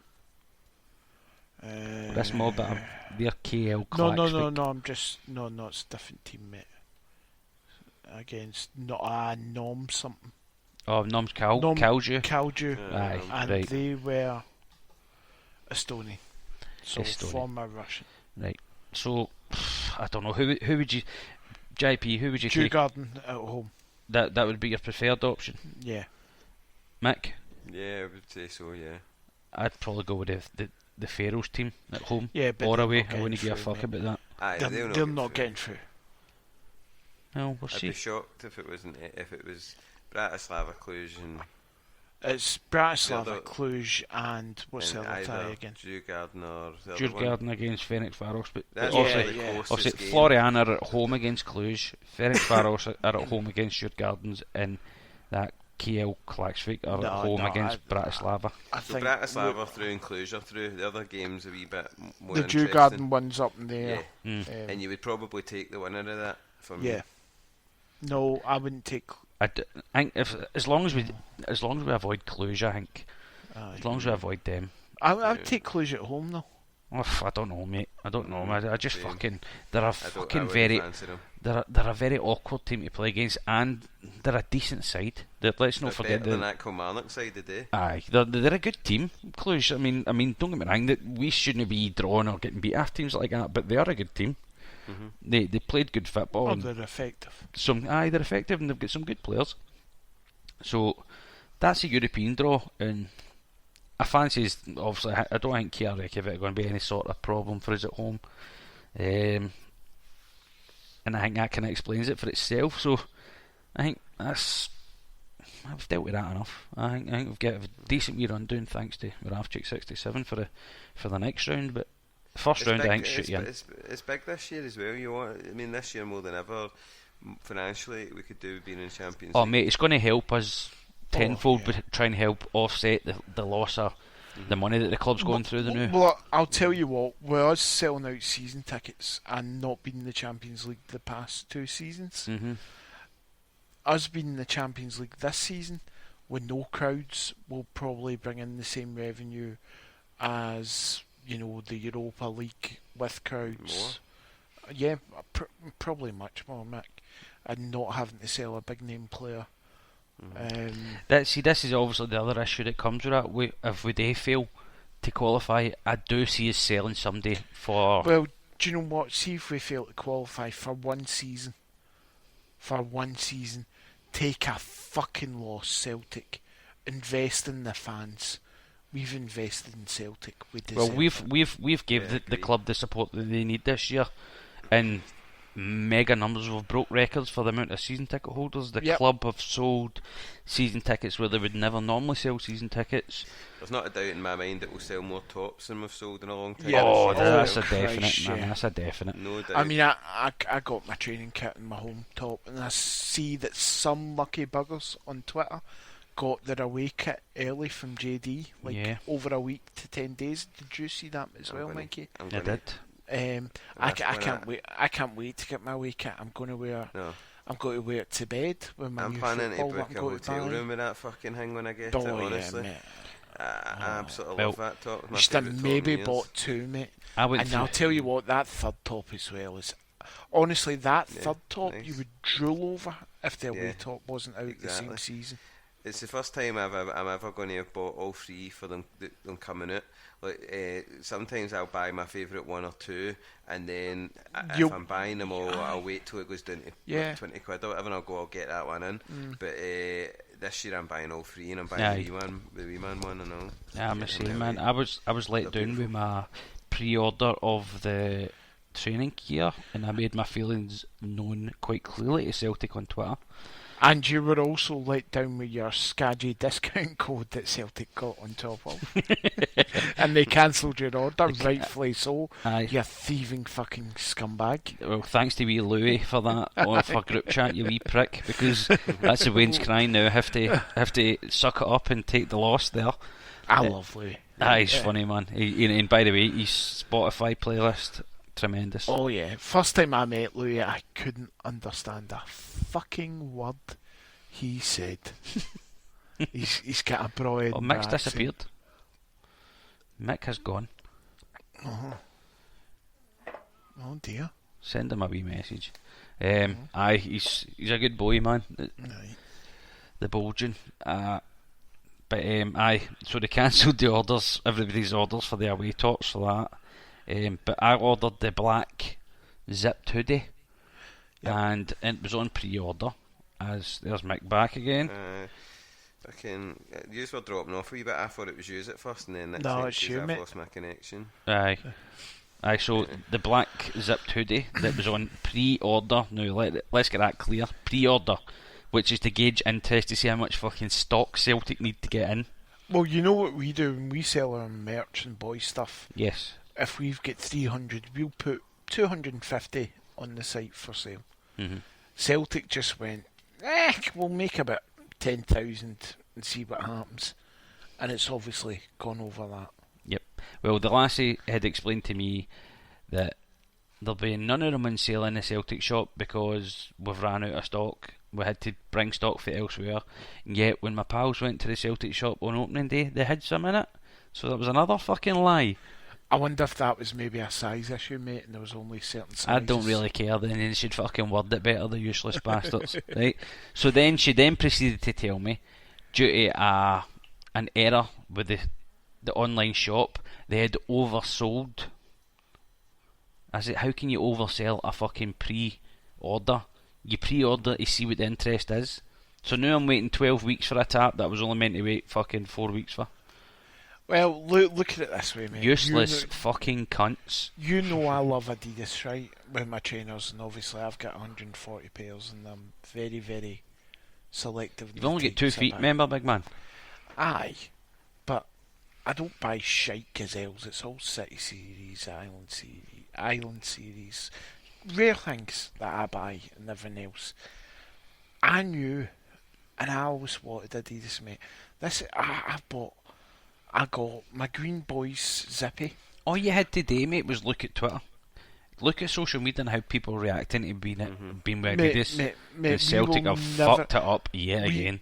I just think what's happened is we expected to sell big numbers, and I just don't think, because see, in a normal year, right, you wouldn't buy as much training gear. Now I bought a few New Balance training gear stuff because it was better than some of the strips. Right? I just think that they thought strips, sell a ton of them, it's Adidas. But people, because Celtic haven't understood the Adidas culture, in terms of what you wear and what you can get away with. What, you know that way when people are wearing a full Celtic jacket or a full Celtic trackie and it's New Balance and you're like, fuck's sake, why are you wearing that in Tesco? But see, if you've got the Adidas thing and you've got Celtic lobbed onto that, it becomes acceptable, it becomes fashionable, it becomes... Because I've got a trainer on every fucking colourway to go with everything that I've bought, mate. I'm in fucking heaven. But we're still moving away from the fact that it was a fucking pre-order. So mate, that was on June. That was in July the 3rd, right? So they had over a month to get their shit in order. So even that day they could have organised shit. We need fucking, just for talking sake, we need 40,000 rather than fucking 20,000. That's the whole point of a pre-order. I don't fucking understand how they got it so wrong. Mental. Absolutely it is mental. But mental. I'm going 4-0 against KRV Reykjavik. How did we go on your fucking rant? Because I wanted to make sure that I got it out there. Because I know some guys listening to this fucking podcast. Is that not in any other business? What? You should have raised that then, you cunt. I could have done that at the end. I could have with my gripe. But what's a trivia Tim question as well? Well, listen. We've gone to pot. It's went to fuck already. Well, first show back. It's went to horizontal mic. Do you know why? Do you know why it's done that? It's because he's been well behaved. But do you know why it's went this way? Because of the cunts in that fucking ticket office and the shop. Useless bastards. I don't mean to be personal, but I just wanted my black tap, alright? Dirty. Was it the quarter length hoodie? Aye, the quarter zip hoodie one that Bruni was wearing. Do you know what? That's the only one I didn't order, mate. Nah, I've got the white one. Because I often feel I don't know what to do with those sort of tops. I ended up buying the Sear Classic Adidas tracksuit one, just the green top with the white stripes on the side. Yeah, and the boys at the back. Aye, I ended up buying that yesterday when I went to swap the size of the trousers that I got. I went into swap one because they were too big.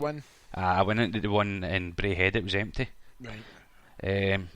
I ended up buying that because it was sitting there just winking at me, you know what I mean? I just went, fuck off, man. Turn it down.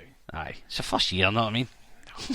Just think next year they'll probably bring out a white top of that with the green stripes down it.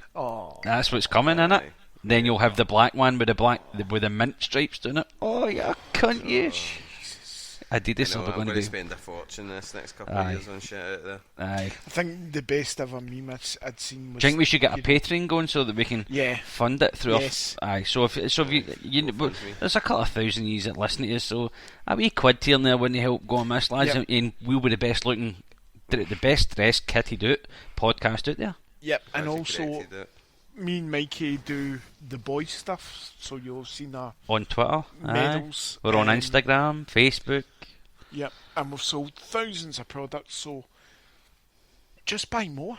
Just buy more, because we essentially want to drive about in Lamborghinis and like green and white hoops and that, and we'll represent for you guys.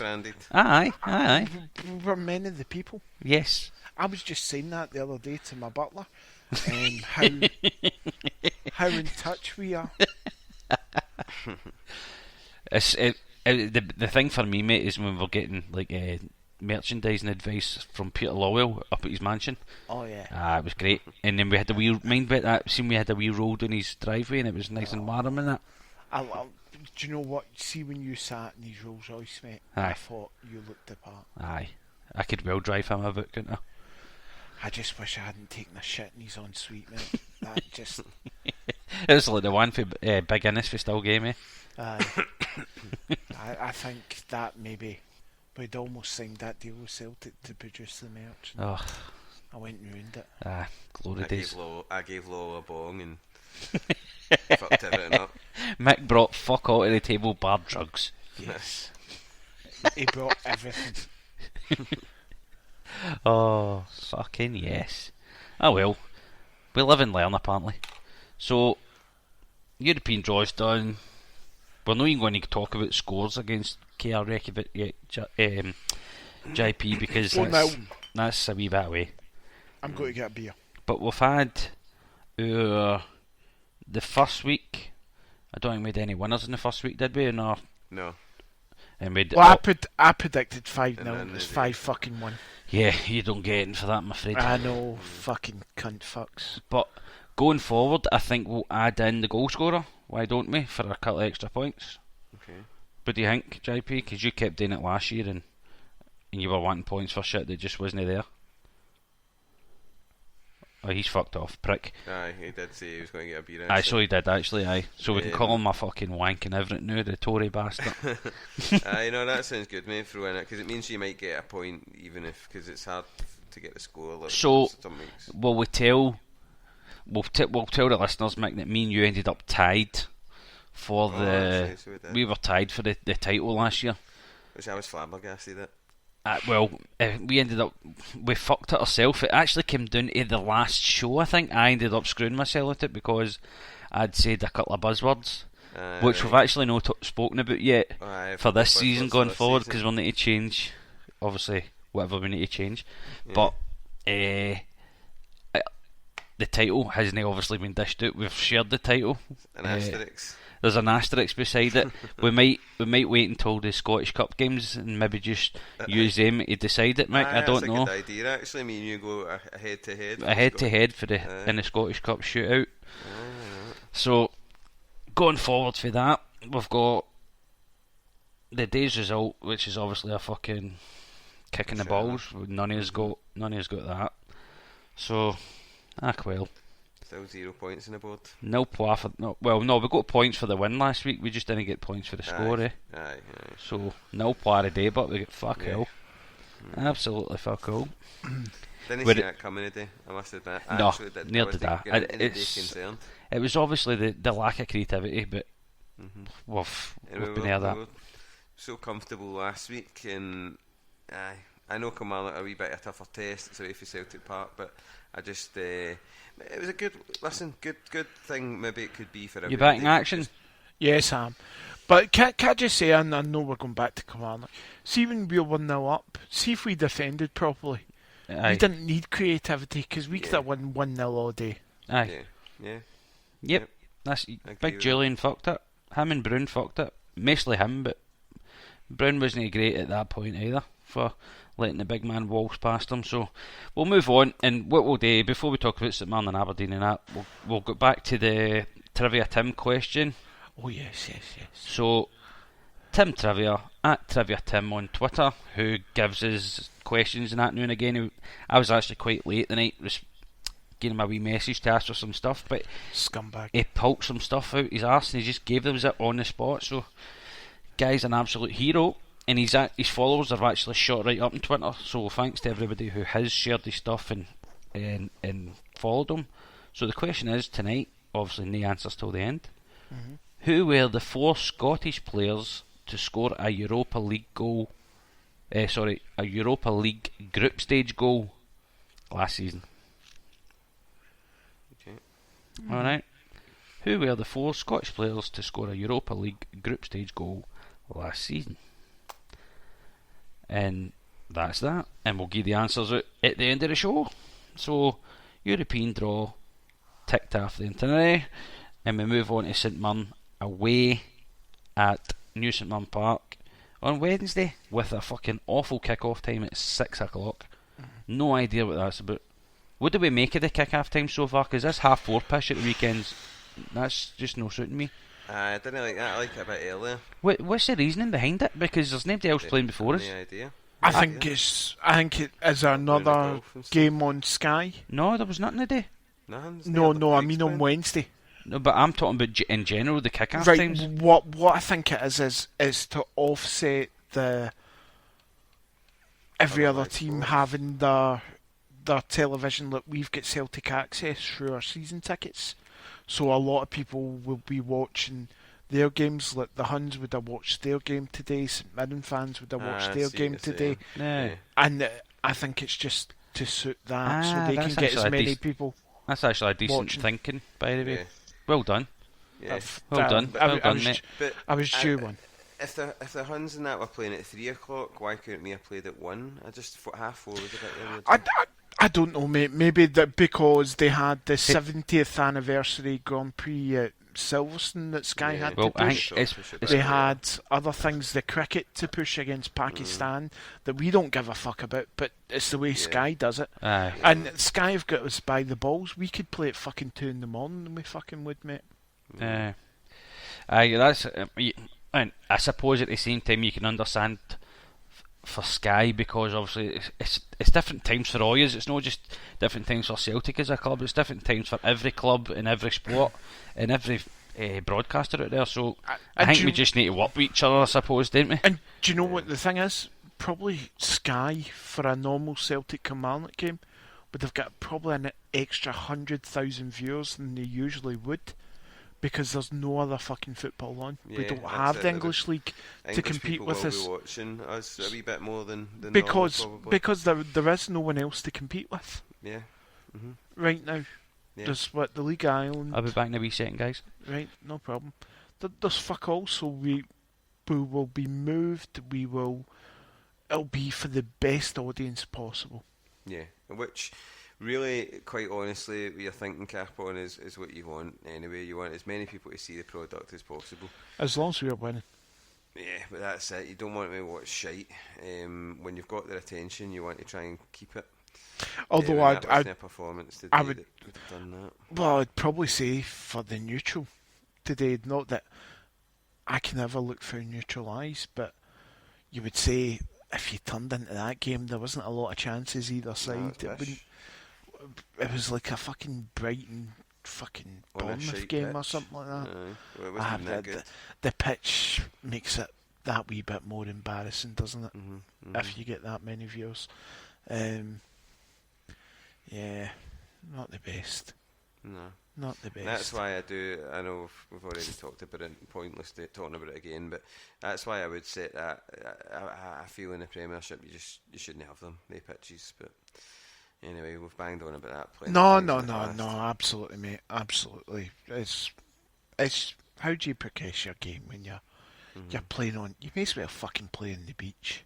And how do you get people from outside of Scotland to take an interest in your game if you turn on the telly and that's the kind of shite they're served up as us at Hamilton or the Huns at Hamilton or or Livingston. I mean, don't get me wrong, there was a decent game between us and Livingston last year, but most of those games on those pitches have been boss. No, well, do you know that is a fair point? I mean, when Livingston beat us, that wasn't great for us. Obviously, Christie gets sent off early, but the 2-2 game was probably. Yeah, no, I know what you meant, mate. Sorry, I was just recounting the earlier one. Yeah, it was probably a great game for the neutral for us. We were like, well, Rogic equalises near the end. Let's try and get a winner. But yeah, pricks. Who are you talking about? Just baldy cunts. Oh, fine. Hope I sprung up. you did, mate. You were the whole topic of conversation. Sure, help. Nah, just talking about shite, really. Plastic pitches. Still moaning about plastic pitches. Good to see we've moved away from that, but when the horse fucks off, mate, you're alone yourselves, eh? Well, I can't remember the fucking itinerary, mate. Well, let's go. Absolutely at that stage where I am fucked. Yes. So and I had a wee half-time pipe, so delightful. Anyway, okay. St Mirren away Wednesday, 6 o'clock. St Mirren's we always seem to win, but it always seems very tight now. It's always a shite game. Rodgers' second season, when Cham gets sent off, we drew 0-0 and we were fucking awful and appalling. But we always, more times than not, we seem to win, but it's always by like one goal. It's never a 3-4, 5-0. But fresh off of this game today, they'll need a reaction. Oh, aye. Yeah, which I think is actually a positive, because then we've got obviously the home game, which we'll talk about next. Oh, Mick. How we're doing, because we all sit together. I've got an empty next Saturday. No, so you want to come to mine? Why not? Yeah, okay. You need to make wings though. Oh, I can do that. Right, okay. If I can bring a thing with me, a pressure I cooker. don't know why I'm whispering as if this is a secret because And everybody can hear it. yeah. Right, so Aye. for all the listeners that they know J.P, he's got an empty next week. Just crash it. Done that. No, I want to see people's season tickets at the door. At the door, aye. If you've no got a season ticket, you're no coming in, you cunts. So, St Mirren, it's obviously going to be a good thing that we're playing straight away. We've not got a week to think about things that's happened the week prior. And obviously, nature of the beast, you need a result, you need a response to dropping points this season more than ever. Because, like you said earlier, that Eamon had mentioned, JP, if the season is to get called early, it's important that we do pick up the majority of our points to now rather than later, like we done last year. Yeah, I can't afford to fall behind. No. For long. And we'll see. Hopefully they'll have dropped points between now and the first time we play them, but that'll be potentially a big game.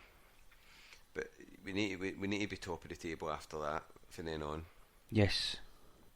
Yep. We have to make sure this is always in our hands, and obviously, not knowing how this virus is going to progress, in this kind of second wave, if you want to call it that, or just a continued fucking cycle of the first wave. I don't know. Do you think we'll get into Parkhead this year? I don't. I'm I beginning to don't. worry. No, I don't. I don't. I did think we would. 2 weeks ago. Yeah, so Same. did I. So did I. No, I'm not so Same. sure. I don't think we will. I think I said to you, Mick, I think it was, when was I doing my whole life thing? Was it last night or the night before? Friday night, I think it was. It was off my face. And I was saying, you know, you can tell when I get spiritual in our group chat. I'm calling it spiritual because I think a few people I work with listen to this. But I don't see it this year. No. I'd beginning to doubt it. Yeah, I'm beginning to doubt it. I think you might see some form of fans before the end of the year, but you know that 5,000 that we were talking about might be happening in a couple of weeks. I think that might start to happen in November or something like that, and you know it'll just be a case of whether we get to a game this year. Maybe we get to one or two, but I'm not sure. We'll see how this bastard disease goes. I mean, it's. I thought a few weeks ago, I thought we Fucking might only be relentless, streaming man, a couple. Aye. I thought it was shaping up that we might only be streaming 2, 3, maybe 4 first month. Or Yeah, Aye. same. Well, I thought that was the as well, noises Mick. that was getting made, but it seems to be having a wee reoccurrence now, which is definitely an issue. I mean, And listen, get the I'd fucking rather pub the shut. series- Know what I mean? I'd rather the season get finished than I got to go. So would want I. to go. I would rather go, but if it's going to start this off worse to the point that the season can't be finished, then I'm happy to sit in the house and watch it. But I'd like the season to be completed. Yeah. I really Aye. would. I But mean, I- we all that's wanted the last next thing. season. Do We all you wanted think last there's- season to be do we- completed. I know what I mean. But do we think that'll happen? Because I mean, This this Aberdeen season- thing, which we've not spoken about Nah. this week, and then the St Mirren thing previously, I know that turned out to be false negatives, but even in 2 weeks we've already had potential I still disasters. I still think the clubs are doing it in the right way. It's the players that need to respect the rules. But here's the worst thing, and I actually said this, I think it was in our group chat, Mick, that in a couple of weeks we have an international break where players from every part of the UK will come together. Bonkers. More households than you could fucking imagine from varying parts of the country. And you're putting players.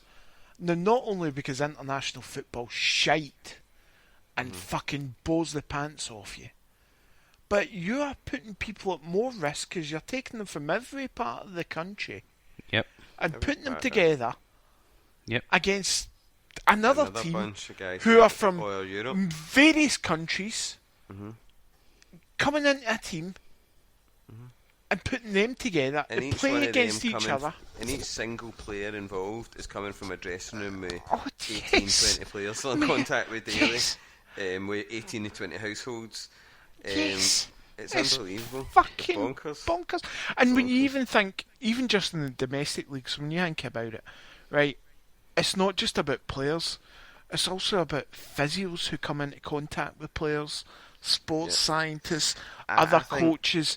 I don't think we will see a full league season, unfortunately. I think we could. I think Hope we're I'm capable. Where I'm thinking is very, very vulnerable. You touched on there football, is international and European. Because see, with all these travel restrictions that are going to be coming in and stuff, how on earth can they get a Champions League and Europa League done? Especially the Europa League, when it's smaller clubs.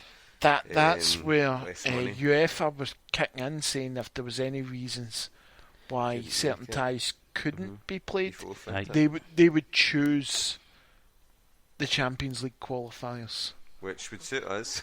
Well, no, the ones, the qualifiers. unless they go 4 teams for Italy, 5 teams for England, 3 teams for Portugal, sort of thing, and we get bypassed. No, that's not how they're saying they would do it. They were saying that individual games, if they couldn't be completed, they would choose the winner in that game.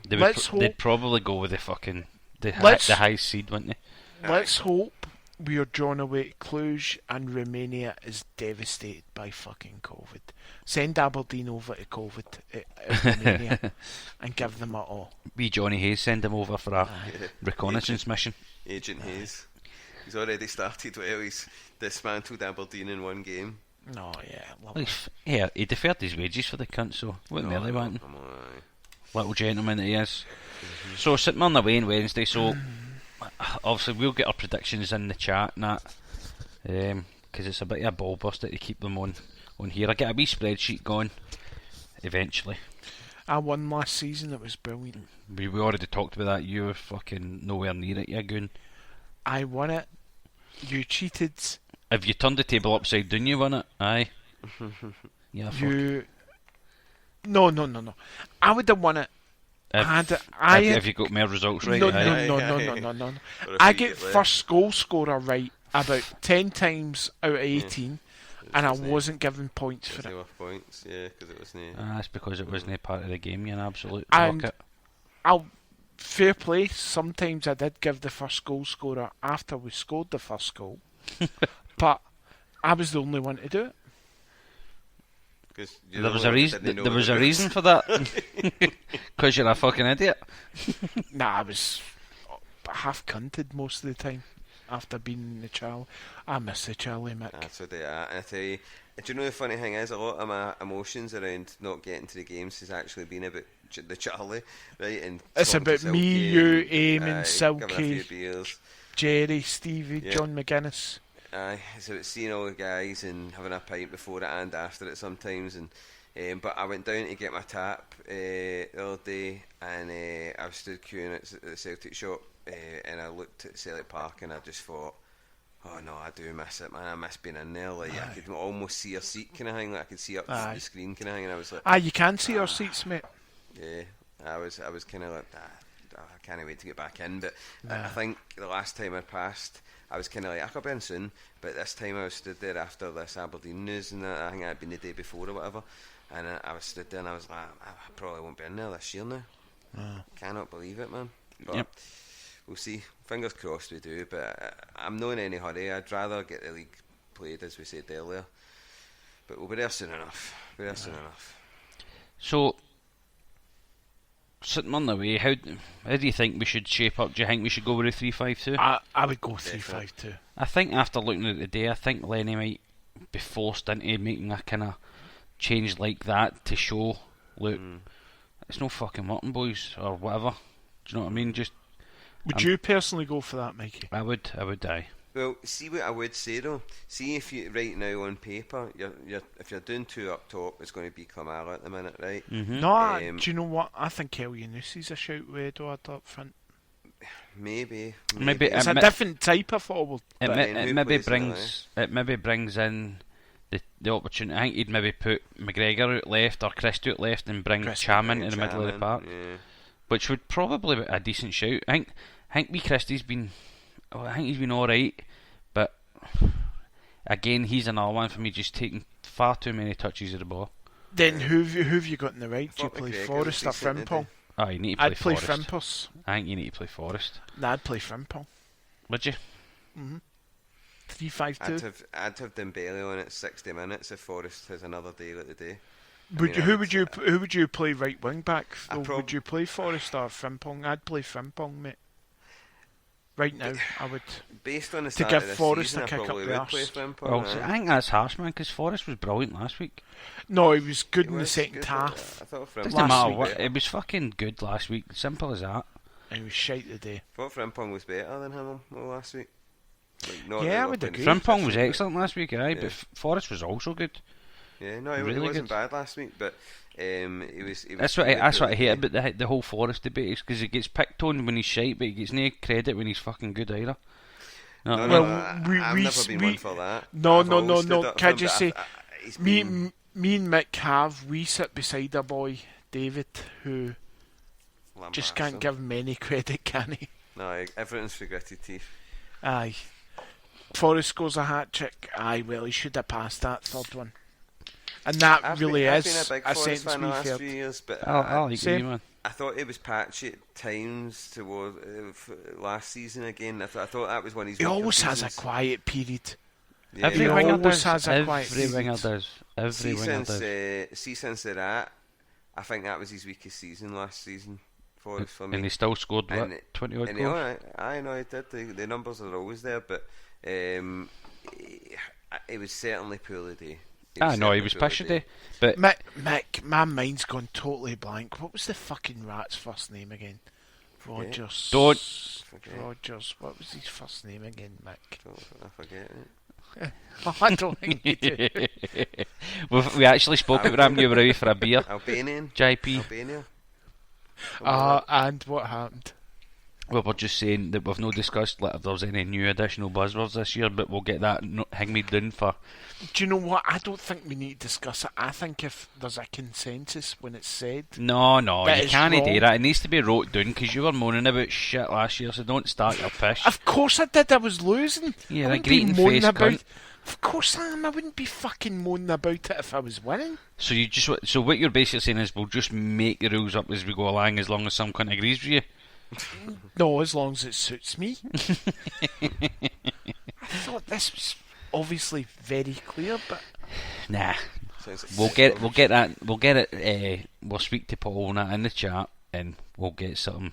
If there's any new words we can add, that can bring a wee bit of couple of hazards in for the fantasy. The fucking predictor league that we've got on the go. I think Dewey's got to be one. What? Dewey. How often will you fucking mention him? Come up. I don't know, but now I've put it out into the ether. Aye. It's in your minds. Yeah. Have you ever seen a You worse fucking debut? calm down, Well, Darren Brown. Dewey. Well, so we spoke about St Mirren. When we kind of agree 3-5-2, it'll shake things up. It'll create more chances for us, and it was kind to us last year. I've actually been very surprised, like through pre-season, and that he's not really used it either. I thought that was quite strange. But He did a couple once or twice, but it was not starting that way. aye, but Do Changing you around in know games. what I think? It's really strange. We don't have enough wide players for the 4-5-1, the 4-2-3-1, whatever you call it. Right? I call it 4-5-1 because I can't be arsed adding an extra 4-2-3-1. And I do realise the irony that I'm explaining this where I'm using extra words and all the rest to say all this. But we don't have enough wide players for it. But the Elyounoussi reloan sort of thing says to me that we are playing 4-2-3-1 because he doesn't really suit a 3-5-2. He's not a wing back. Could he play as an auxiliary striker behind the two strikers? Yes. Is that his best position? I don't know. I think I'm still not sure his I best think position. Elyounoussi would be better as a 10. I really do, because I don't think like Mick said, he's no blessed He's no with the terrific pace. He's fast enough though. he's no slow, but He's no Rogic. He's a powerful runner as well when he runs. he's like he's quite, and he's sustained in his pace. It's like a proper pace to him, but he doesn't use his feet well when he goes. I think any he's pace. I think he's he's always got that tendency to cut in, Yeah. which makes me think that he's better off just staying in there. He's better off just staying in there anyway. But does it make him obvious? I think does it so. make him predictable? I think so, and at times, but there's no getting away. He's a fantastic footballer, right? I've seen it. And he can score. And he can score goals. The whole thing, certain people going, whoever paid 16 million for him, he must be fucking shot and all that. Utter pish. Because at times last season he was unplayable, then got the bad injury. So for me, he's still fucking figuring us out, but I think he's a 10. I think would be better as a 10. I think Dembele's better as a 10. I think sticking the wee guy out wide does him no favours whatsoever.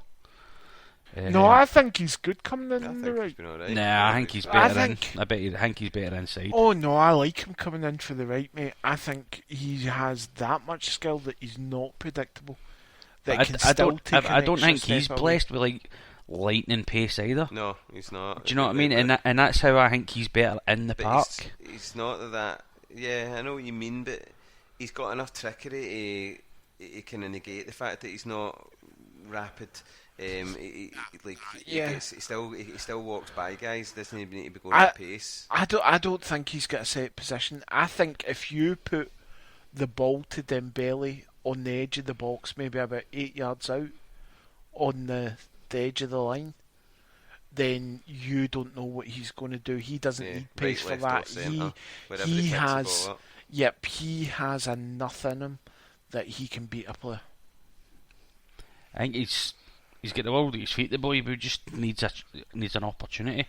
And I think it's unfortunate at the fact that this is 10 in a row season and they might not see as much game time as we would have liked, but I thought you had nothing to lose chucking him on the day. Nah, neither did I, mate. Neither did I. Clear that it wasn't going to come. It was creativity we needed. No fucking bowling goalie, and I don't mean to pick on bowling goal because it's not his fucking fault, right? That he's there. But if Lennon can't see that it was creativity, we were creating nothing. And then to bring on a fucking other wing back for a wing back, a guy who's no confidence right now, showed it when he came on. He had nothing to say that I'm going to take this ball and I'm going to go a run with it and I'm going to be direct. I'm going to try and create something and show what I'm about. Didn't do any of that. All he wanted to do was pass the ball about. Maybe Lennon's thinking James Forrest has been quiet a million times and then came up with a winner. Maybe he was thinking that, but to me, I thought James Forrest was like maybe bottom 3 performances, bottom 4 performances in the team. Nobody was brilliant, but for me he was one of the worst. Aye. And for me, with 20 minutes, 15, 10 minutes to go, you go just chuck the wee boy on. At the same time as well, Mick, I don't think we used our wingers like we should have today. We're cutting inside and they were swapping sides. Aye, as well, and they kept all that changing sides pish. No, I think he's useless on the left. Absolutely no. A winger for me is a winger. It's not an inside forward. An inside forward cuts in.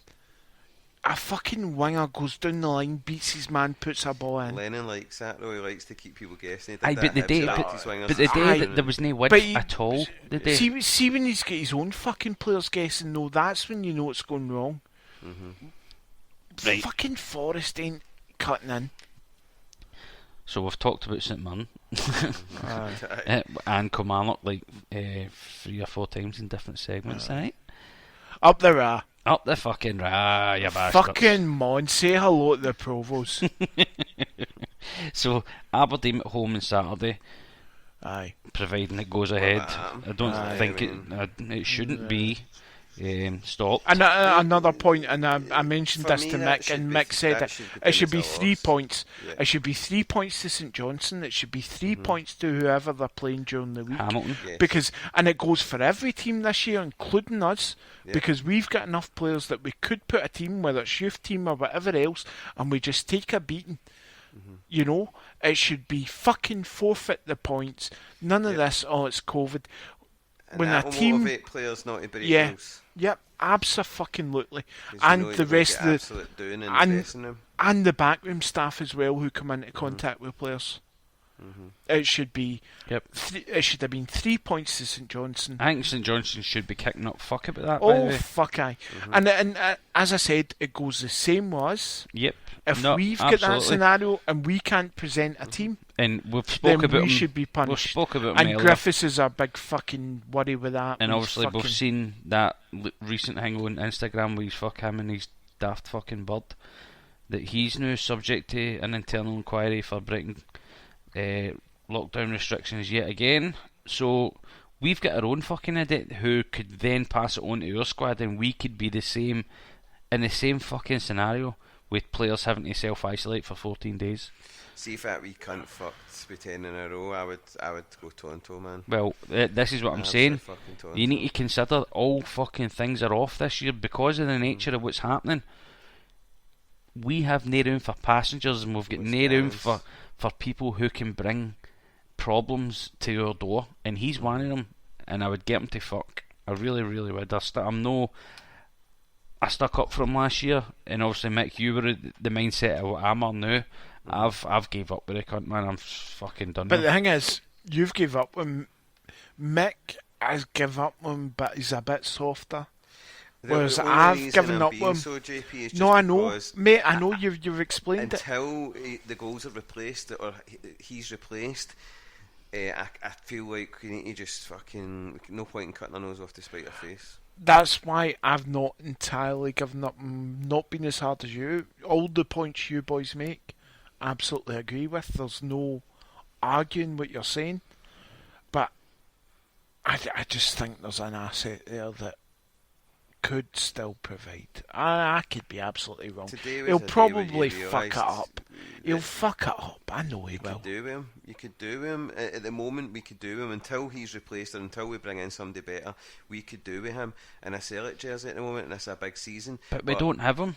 I know. And this is my point. This is my constant point about him. We could be doing with him. We say that every fucking time that he does something wrong.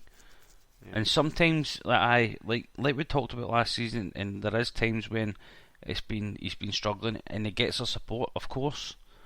But the times where it's constantly him doing something fucking wrong. I mean, he was pictured just this season again, after being obviously it transpired later on, and Lennon went through him rightfully in the press, which I totally agreed with.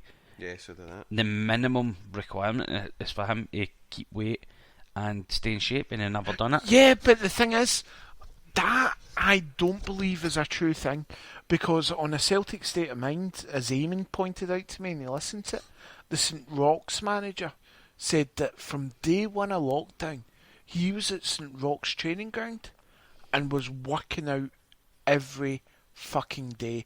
That fitness thing is not... That's a red herring as far as I'm concerned. Nah, I don't believe that. Well, you're saying the St Rock's manager's lying, right?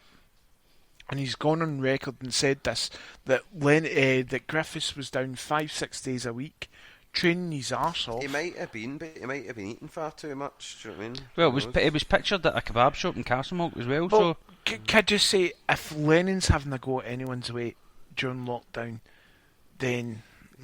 Mate, he's not having to function to fucking play. He bring in 10 in a row. Lennon's a manager. I get that. Lennon's done his hard work. I get Griffiths that. should be busting a gut this season of all Griffiths seasons. owes us as fans and the fucking club for the amount of money we've put by into the wee cunt when he's been fucking out doing nothing. Absolutely get that, but when I look at the boy in his physical shape, it's not like what do you call him, Combin Morelos, and the weight that he's obviously put on. If Griffiths there is weight, but Celtic's sports science people, who Lennon put it out in black and white when he was told to keep fit in the house, and they were sent their wee heart monitor things to check up their rate and all that stuff, and he was refusing to do the physical stuff because he says he was fucking injured, but yet he was doing everything else. No, mate. Well, what I'm trying to say is, I think he's done wrong, but I don't think it's down to weight and fitness. You think there's something else going on? I think there's something else going Well, on. if there's something else going on, then it doesn't matter It's the what it same is. thing. No. But what I'm saying It's is, shit. I think There's no way on earth if Neil Lennon's come out that day and he went, the shape that he's in, the condition that he's in, there's no way I can take him to France because of the nick he's in. You think Lee Griffiths and the way he is on social media wouldn't have come out and challenged that? But the thing is, no chance. He was also, as we've now found out, he was reprimanded because he had a housewarming party and he broke lockdown rules. I know that. Not the birthday party he had for his missus, which has come out since. I think there's something else. I don't think it was down to his fitness, because when he came on against Hibs, he was fast, he was lightning, and it he was made odd the how runs. Lennon, like 8 days later, it went from what a state he's in to wow, he's looking amazing. It's the best conditions I've ever seen him in. And also the fact that the St Roch's manager said that Griffiths was down using the facilities every day, training hard, and he didn't get. What if the club got to gain about lying about that? Cover something else up, because he's not going to France. He's getting punished for some reason. So, do the club want to say whether it's something else we don't know about, whether it's a lockdown thing we don't know about, and we don't want to look bad? I think an easy thing from either way, Griffiths is a fanny. He's a fanny, no but what it is, he's still down to him. Yep, and he's a fanny. He's a fanny. Else. It's down to him exactly, but I don't think it's for the reasons that were said. I don't know or care.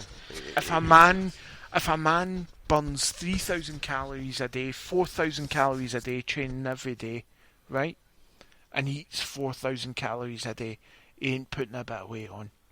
If he eats 4,500 calories a day, which he's no, Griffiths couldn't do that. Someone his size, maybe he could. Maybe he's Kobayashi and a fucking competitive eater. But who knows? It's alright saying he's turning up and using the facilities, but is he doing the right things? Yeah. Listen to A Celtic State of Mind, the podcast with the St Roch's manager, and what he was doing. Because I didn't listen to it, and Naaman said, "This doesn't he figure out." He's saying he's doing their training every day, using their facilities during lockdown. And I listened to it, and I was like, well, he's either lying, because if he's just doing a wee gentle jog around the pitch 4 or 5 times, that's no training. That's not what this guy's describing. No. I don't know. Could be there's just some discipline he's eating and mate, he's fucked up with things. There's no doubt about it. He's fucked up. I'm not making excuses for him. I'm just saying that the reason why he's getting lambasted is probably a cover-up on our part in terms of what he's really done. I don't know. Seems a bit far-fetched, but it's possibly. So, Aberdeen. Yes. Home Saturday. 3-0 forfeit. Go ahead. That's the only thing. If they get to play, but without the players that they've. But they should be playing without their players. Should be. Or it should just be a walkover. Simple as that. Yep. If they can't field a team, then it should be a walkover.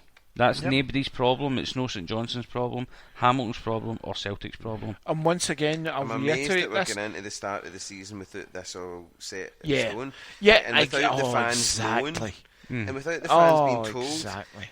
Like, for instance, right now, do any of you know, have you heard anything about when we could call the league this season again if it can't be finished? Well, the SPL or the SPFL, whatever you want to fucking call them, the board, Doncaster et al, all these fucking pricks, they asked to be voted by the clubs to take control of the season should anything go wrong, and the clubs refused to allow them permission to do that, because as everybody should know, the SPFL is the clubs. It's a members' organisation of the top 12 clubs in the country. So every club has a say. Mate, it's the top 42 clubs. It's every club. Yeah. No, but I'm talking about the SPFL, but the SPFL board.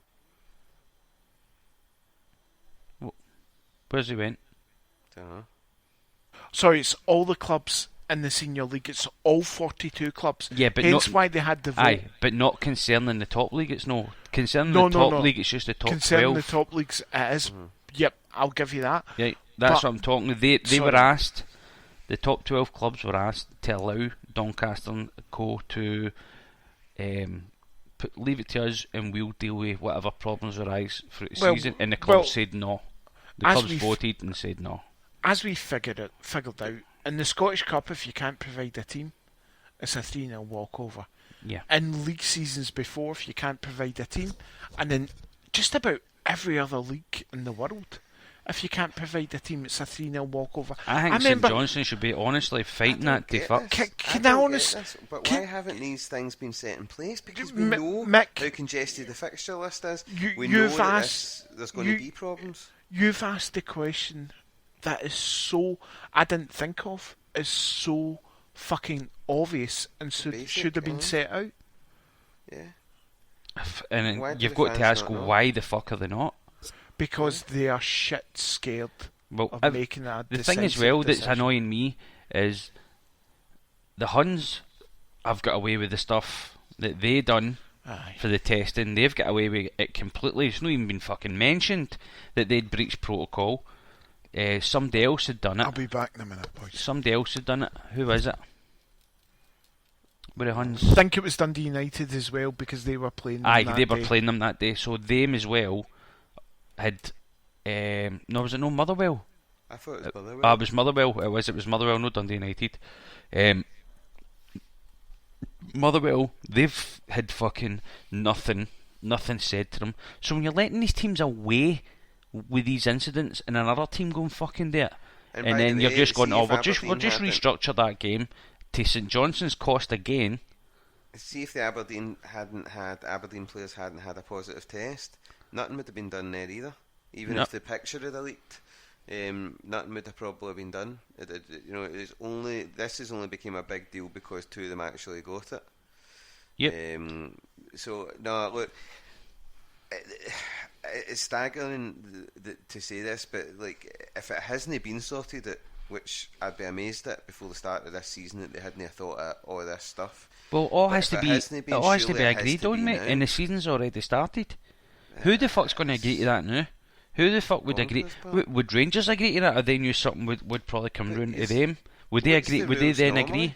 What's the rules normally? Surely that should be already a thing that's considered. Like J.P said, at any other league in the world. If you've got a flu virus and you can't provide a team, what happens in usual terms if the fixture can't be rescheduled? I think if you can prove that, then the game would be postponed.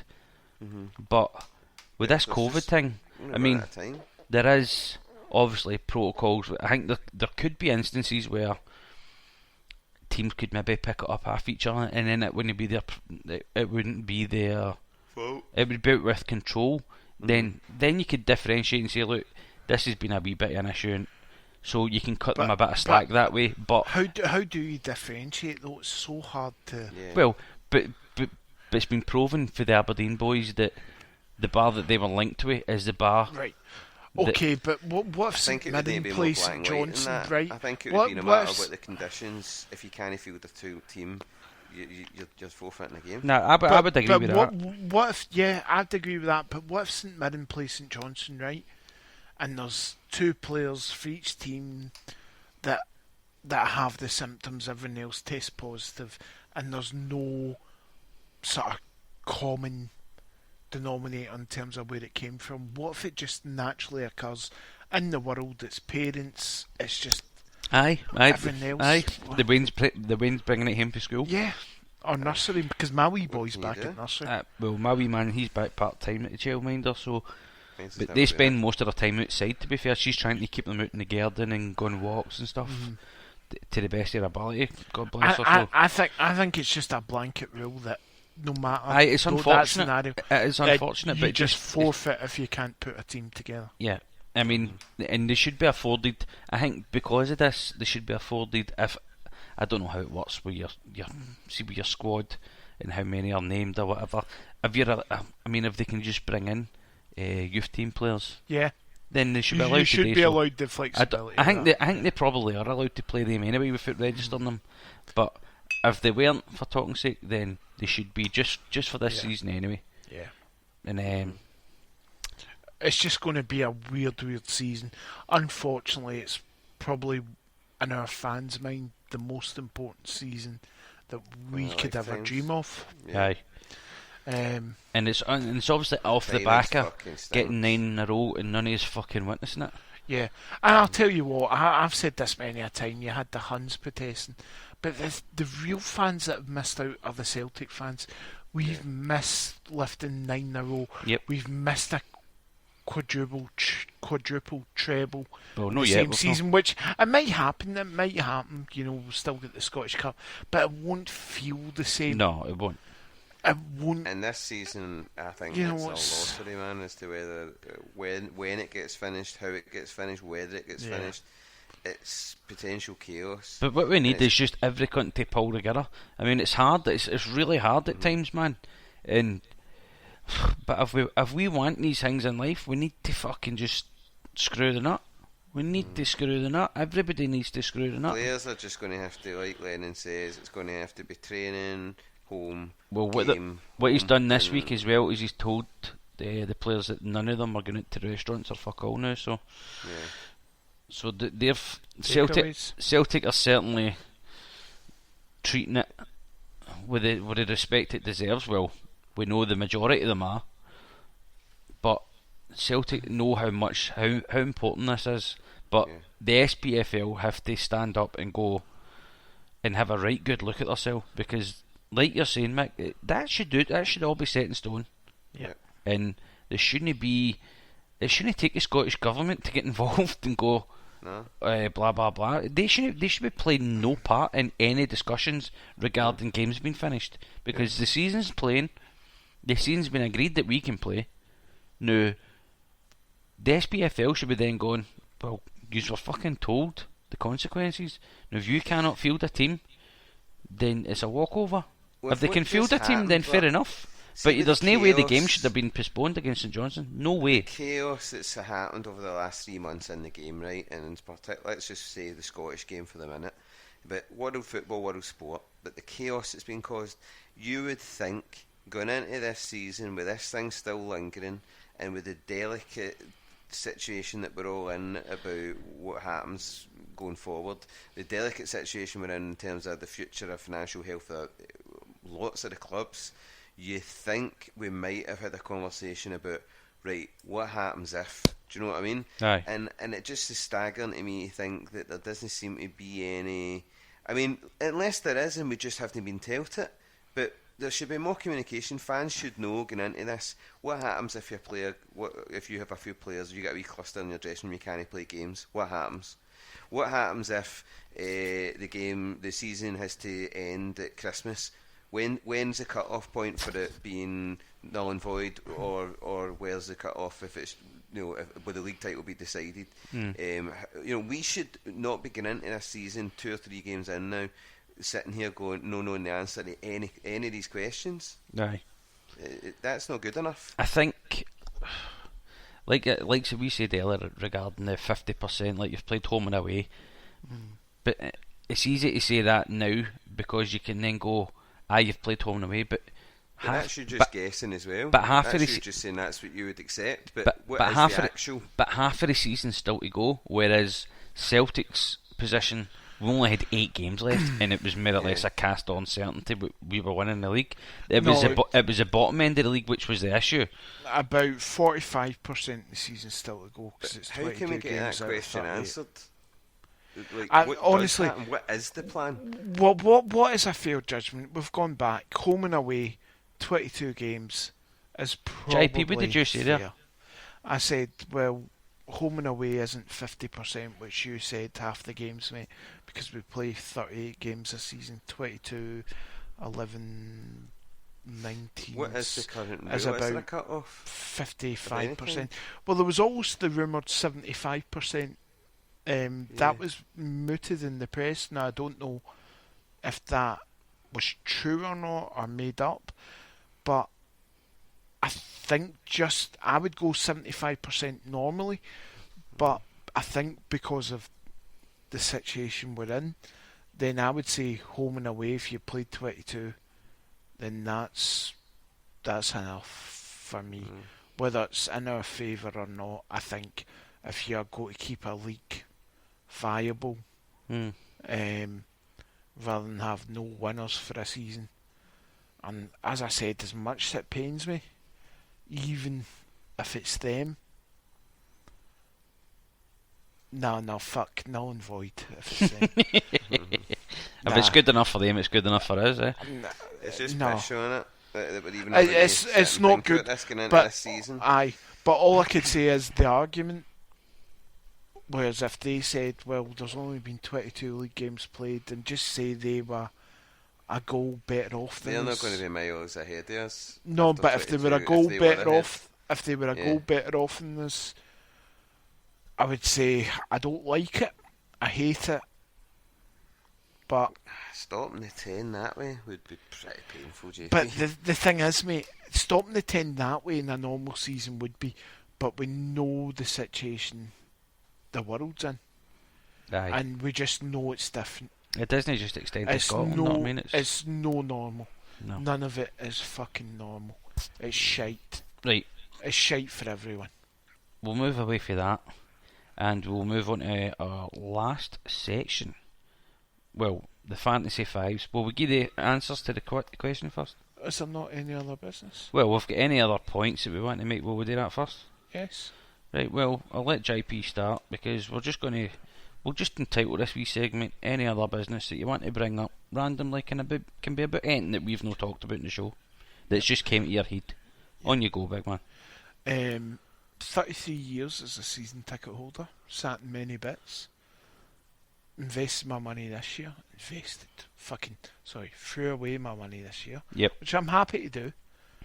Where's my extra value that was promised? Yep. Still waiting to hear about that. And Usual. the thing that pisses me off is I don't mind Celtic selling the pay-per-view games to non-season ticket holders, which, has been mooted. Mm-hmm. But it seems that it's going to be at a lesser cost than what literally I'm going to be paying per game. So where's my added bonus? Where's my extra value? What do I get out of being a season ticket holder? Because I ain't getting into Parkhead in 2020. I'm not getting in again. And I'm averaging about £30 a game to watch on TV. I still think, and this is the thing, I actually came off the Home Cup ticket scheme this year, and then went back on it because my supporters club demanded it. Eamon said, "You on the Home Cup ticket scheme?" And I said, "No, I came off it, mate." And he said, "Oh, you need to get back on it," which I did. I honestly think that if we play Morton in the League Cup, that Lawwell will charge me 18 quid for a game I don't get to go to. I just don't see where my extra value is. Honestly, I would take just a gesture, even if it was 30 quid at the Celtic store. Because I've already spent 400 quid on training gear and tops already this season, mate. All that money we've done in our merch, I bought a blade, I've bought Celtic stuff. I'm fucking flinging money, and obviously I've invested in Telegram products. But I'm throwing money at Celtic. I would just like a wee gesture, mate, at the cost of the club. I would take it on the pitch. I would take the gesture as being like, listen, we're going to back manager and get 3 or 4 decent signings in, and nobody's leaving. But their words, mate. Their words. Anyone can say what. Their idea of decent and our idea of decent is two completely different things. And then it can be, oh well, we did try. Our usual spiel, we tried and we just couldn't get them in. For me, I actually want something material, and it's not just for me, it's for everyone. I want that wee extra bit of value. I don't feel like I've got it yet. No, they've offered fuck all. All they've said is we've got Chris Sutton. We don't even have Clive Tildesley. We've got Chris Sutton and that as part of the broadcast team. That's no extra value for us. That was BT Sport last season. Aye, Yeah. just because we don't need to listen to fucking Jim Craig on a Saturday or a Sunday anymore doesn't mean that's Tom added Boyd. value. I'd rather listen to Tom Boyd if it was Tom Boyd every week. Couldn't give a fuck. No. That's no added value to the season ticket holder. No, No. let me get this. I might be a wee bit different for others. The fact that if they do it, I don't think the club will, but if the club do put the games out for pay-per-view like they've been allowed to do by Sky, if they were to charge fans a tenner to watch a game, I honestly don't really give a fuck about that, because it's extra money for the club in a trying time. And people are saying because season ticket holders are paying £30 or something, blah blah blah, right? We've got a chance of being at the game. We've got a chance of going back to the games. These cunts have no interest in going to the game anyway, so they wouldn't have been buying a ticket. No, but that's the thing though. Where's my added value? No, but it's not about them doing it. But I'm getting at that. Where's my added value? But the other flip side of that is when some cunts are moaning and going, well, if I'm paying £30 for a game, so should Tom, Dick and Harry. That's no ever going to fly. There's nobody going to pay £30 to watch Celtic on a Saturday afternoon on pay-per-view. No. That ain't going to happen. No, not a chance in earth. Tenner tops is all that MD would watch, and most of them probably wouldn't even do it anyway. They'll just get it off a stream. It was limited to £20, wasn't it? The maximum. I think some clubs are charging £15-16, I'm sure. And Livingston were about £20 or something. Aye, Livingston were £20 to watch Livingston on the telly. That's fucking nonsense. Absolute nonsense, and that's cashing in on fans.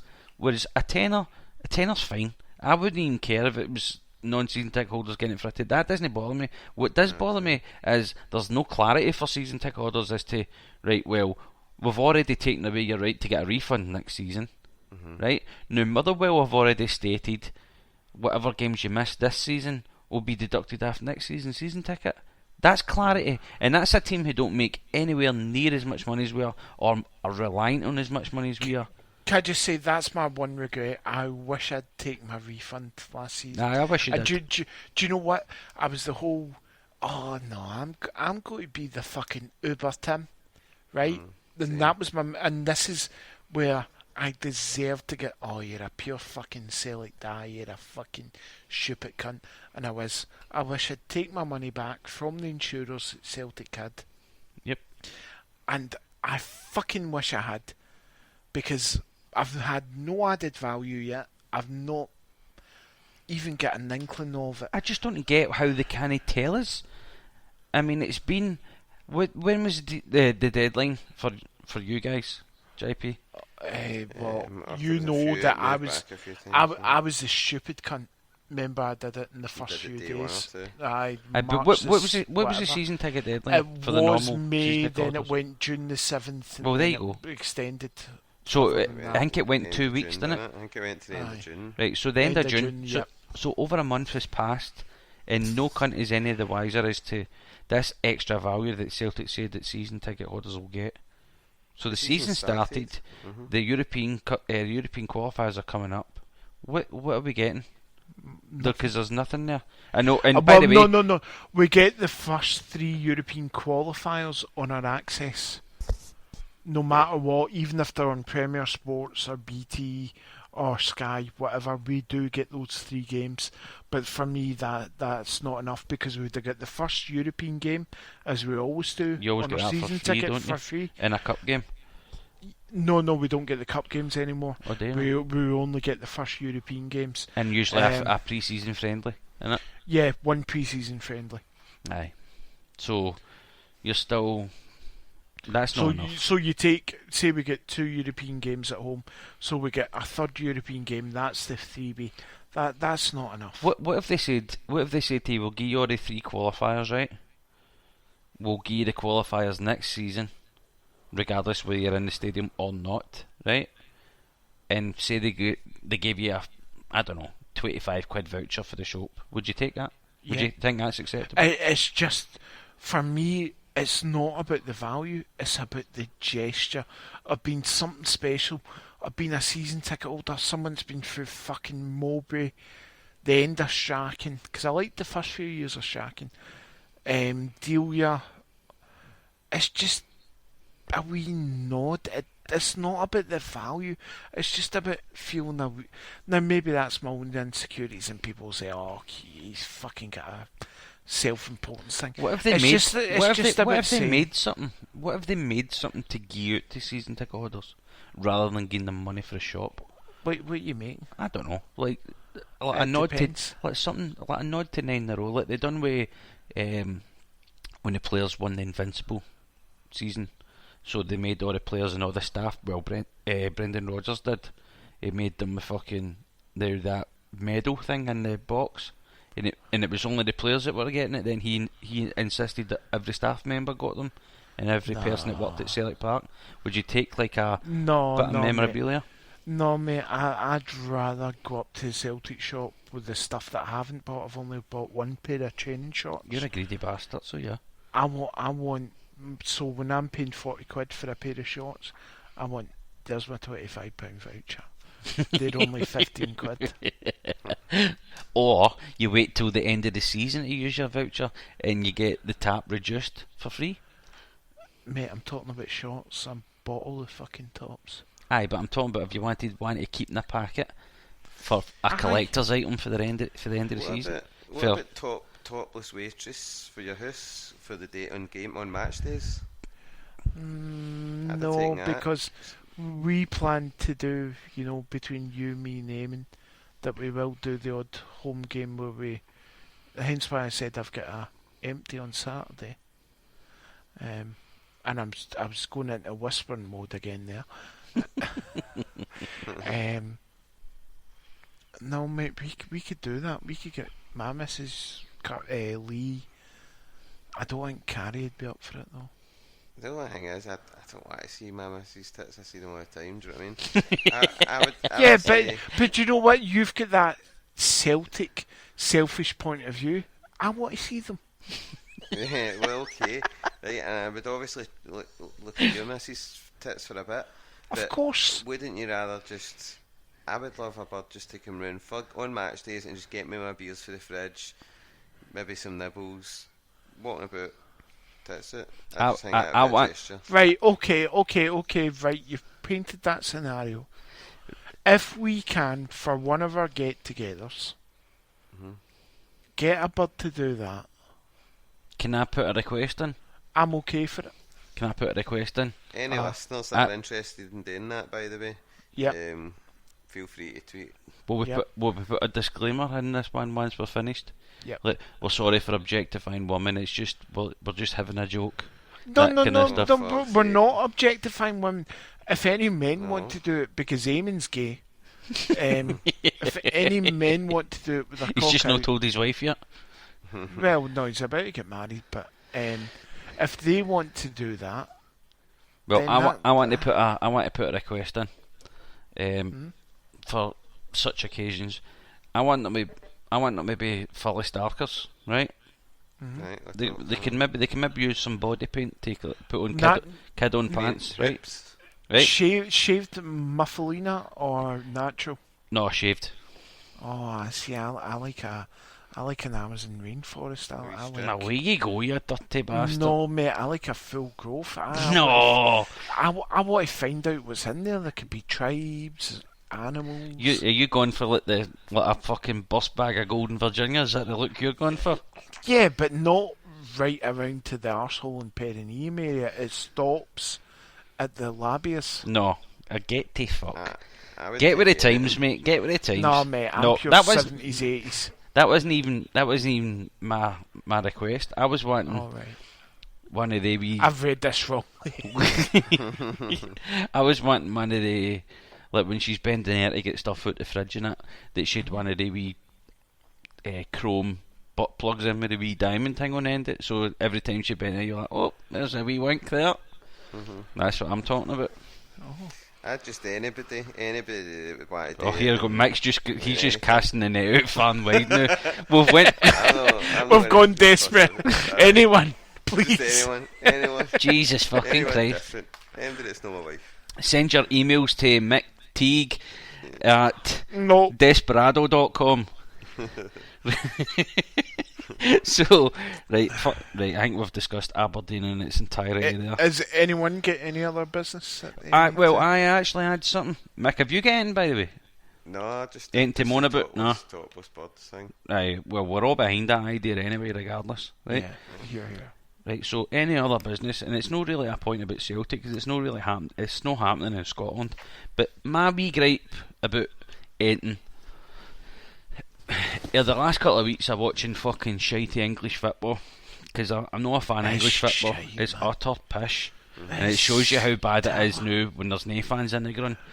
But one of my gripes was this fucking water break after 20 odd minutes. What the fuck's going on there? Yeah. What was the need for it? I don't get it. I don't understand it. It was happening nowhere else. I think. Do you know what? I've got the feeling that early on in the COVID thing, they say if you know these memes going about, if you drink plenty of water, even if the virus is in your throat, you can almost wash it out, and rather than going into your lungs, it'll They're saying that about hot sort water, of aren't flush they? it out your system. So I don't know if it's got anything. Why would they To not do implement that in Scotland then?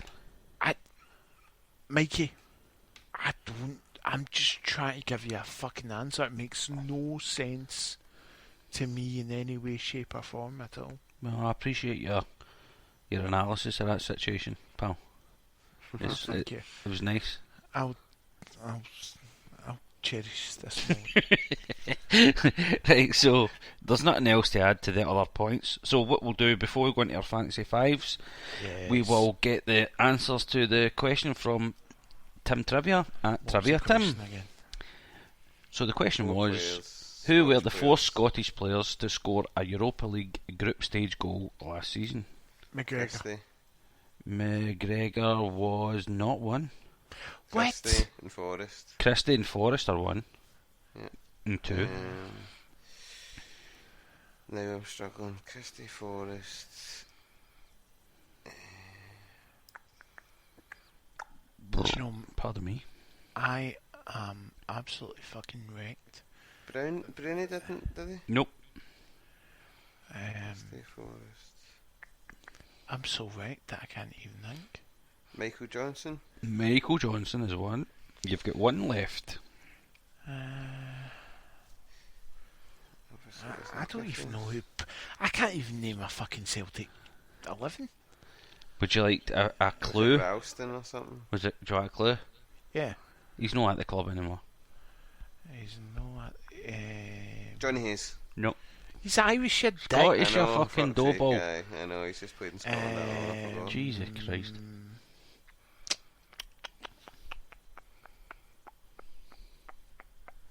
Not at the club anymore. He's not at the club anymore. He's Scottish. Who was that against? I don't know. I just got the For answers. fuck's sake, you cunt. But another clue. Left. Yeah. He living the dream. Can I move that he got? Oh, the wee boy that went to America. Morgan. Lewis Morgan. Oh, against Rennes 3-1, wasn't it? Yeah. What a move that was. Miami FC to Beckham's team. Fuck I me. tell you what, that was a great fucking finish, wasn't it? Remember, it was on his I left thought foot. he was a good signing when we signed him, but it just didn't quite. Do you know he I was? don't think he- Celtic used him right either. No, we didn't use him. And when you think of the League Cup, when he was stuck up front, now the final when Aye. we had no one, he was stuck up front, totally isolated, and it wasn't his position. I'll tell you what, he was absolutely fine coming off the bench. See, having him as an option this year Aye, wide. would be Aye. absolutely fucking fine. Yeah. Yep, there's another body you could have played out wide, and I don't think we got to see the best of him because we never played him in his proper position. So No, do you know what? He wasn't one of us, but I'll tell you what, good luck to I him. don't have any bad feelings towards Yeah, him. No. saying same. that, He worked 'cause hard when he came yep, on and he yep, tried his exactly. best. Never had. He gave it everything, and I'll tell you what, fucking good on him. I don't think you could put him down as a bad signing because I don't No. think he'd done anything wrong. 400 grand, contributed, scored a cracker against Rennes. Yeah. Is he away in loan in America or did we sell him? No, 400 grand we sold Aye, him we for. got Fuck's one sake. as well. Fair play him. Ah well, so we'll move on. And it's a segment that we done last year, and I think we maybe done it the season before, but Fantasy Fives, it's been quite a long one tonight, lads, because it's our first night back.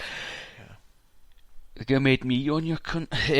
Sorry, Fantasy Fives, apologies. the Hateful Fives. So this is comprising the Celtic players that you fucking didn't like. I'm fucking winging this, by the way, because I've still not thought I am. You can go last then, Mick, out there. Yeah, Yeah. Then I've already bagged these. it can kind of give you a I've wee. got one. So the Hateful Fives, it's going to be comprising of Celtic players that you don't fucking like. They're making your team. They can be for whatever reason. Doesn't matter. So, start with JP. Let's go with your goalkeeper. Very obvious. A dirty fucking Hun. His dad was a Hun. He celebrated when we beat Kilmarnock 4-0 and he knew the Huns won the league. He cut fucking players' hair. He was never a Celtic player, even in our fucking worst times. I hope he has MND, cancer, COVID, and everything fucking else. Gordon fucking shitty Marshall. Correct. And I actually wanted to have diarrhea over him. I actually picked him as well, but I've got a reserve there of Mick struggling. I remember the rules. Remember the So rules. Only two of us can pick the same player. I mean, who else would you pick? It got in goals really, other than Gordon Marshall. Like, he's obvious because Aye. he's a fucking Hun cunt, right? But like, there's other ones you just hate because they're shite and they fucking annoy you. Yeah. So if you want to bank Gordon Marshall, I'll put Ian Andrews out there because he was fucking chronic. Yep. He was, Jesus fucking Christ, and that fucking hair and all. Oh well, do you know who had a problem went with? It's the boy that Rogers brought in. And played 1 or 2 games and then was fucking... De Vries, by the way. De Vries pretended to be injured and then never was seen again. Remember, the thing is about cunt scored about 40 yards at Celtic Park into that prick. Against Kilmarnock. Cooley Bally. Yep. De Vries played in the 5-1 game against the Hunts. Aye, well, fair enough. Still conceded one. Aye, he did. No, fucking useless prick. bastard. Cost himself a fucking clean sheet bonus that day, didn't he, the dick? Dutch prick. I'm going with De Letting Vries. Joey Garner score in the line. Right, so I've went with Ian Andrews and Mick's went with De Vries. So, off you pop, JP. His stupid face, his stupid hair. He was a shit defender. Mark, stupid cunt, No. McNally. Was the only player I had. Well, you can still pick him because mine's is different. Right. So, I've went with... He didn't have much hair, but he's definitely got a fucking stupid face, stupid fucking teeth, stupid fucking smile,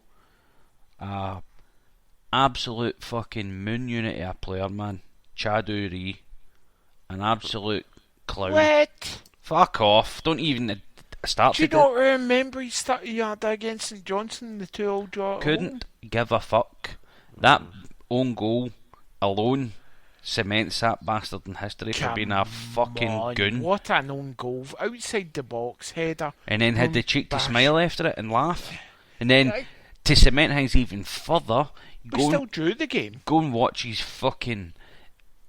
advert that he done with Ki Sung Young on YouTube. That's enough to get they two shot.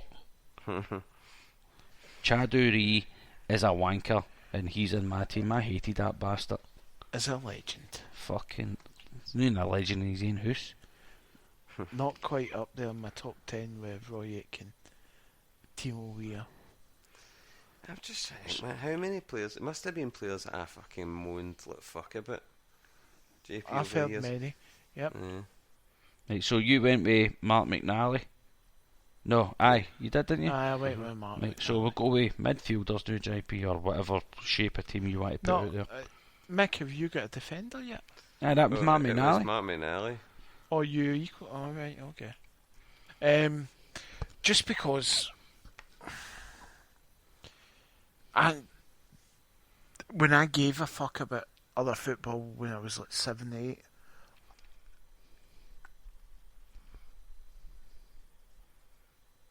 Where have you went to? You pressed the button. Sorry, when I was growing up, 7 or 8. Did you know Daffy, you prick? No, mate, I just pressed the mute button. I've got my finger on the button constantly. Watch. See, I did it there again. I've got the power of speech and not. I'm like God. I probably, Arsenal were the team I preferred, and I knew who Martin Hayes was. He'd won a league with Arsenal, he'd won the League Cup against Luton. Charlie Nicholas actually scored in that final. He was an important player for Arsenal.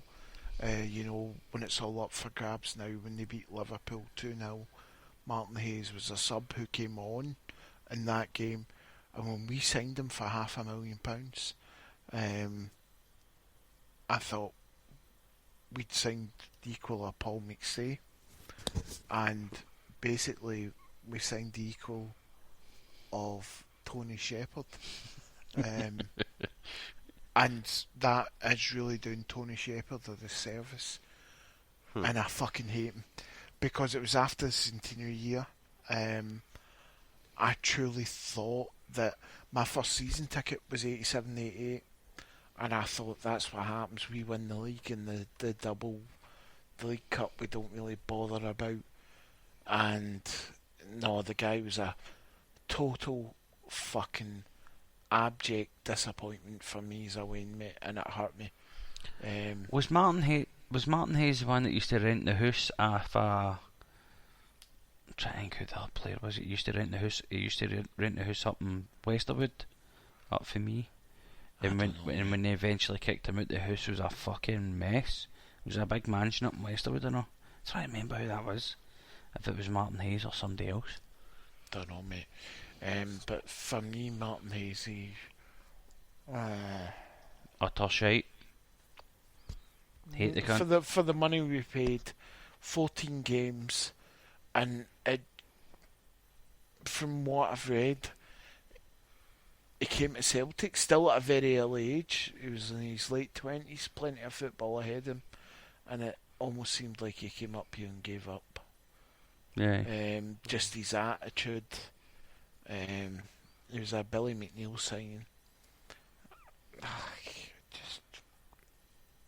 I think I was more let down by him because I knew of him, and especially at a young age. Yeah. Martin Hayes for me. Well, I moved on to a guy who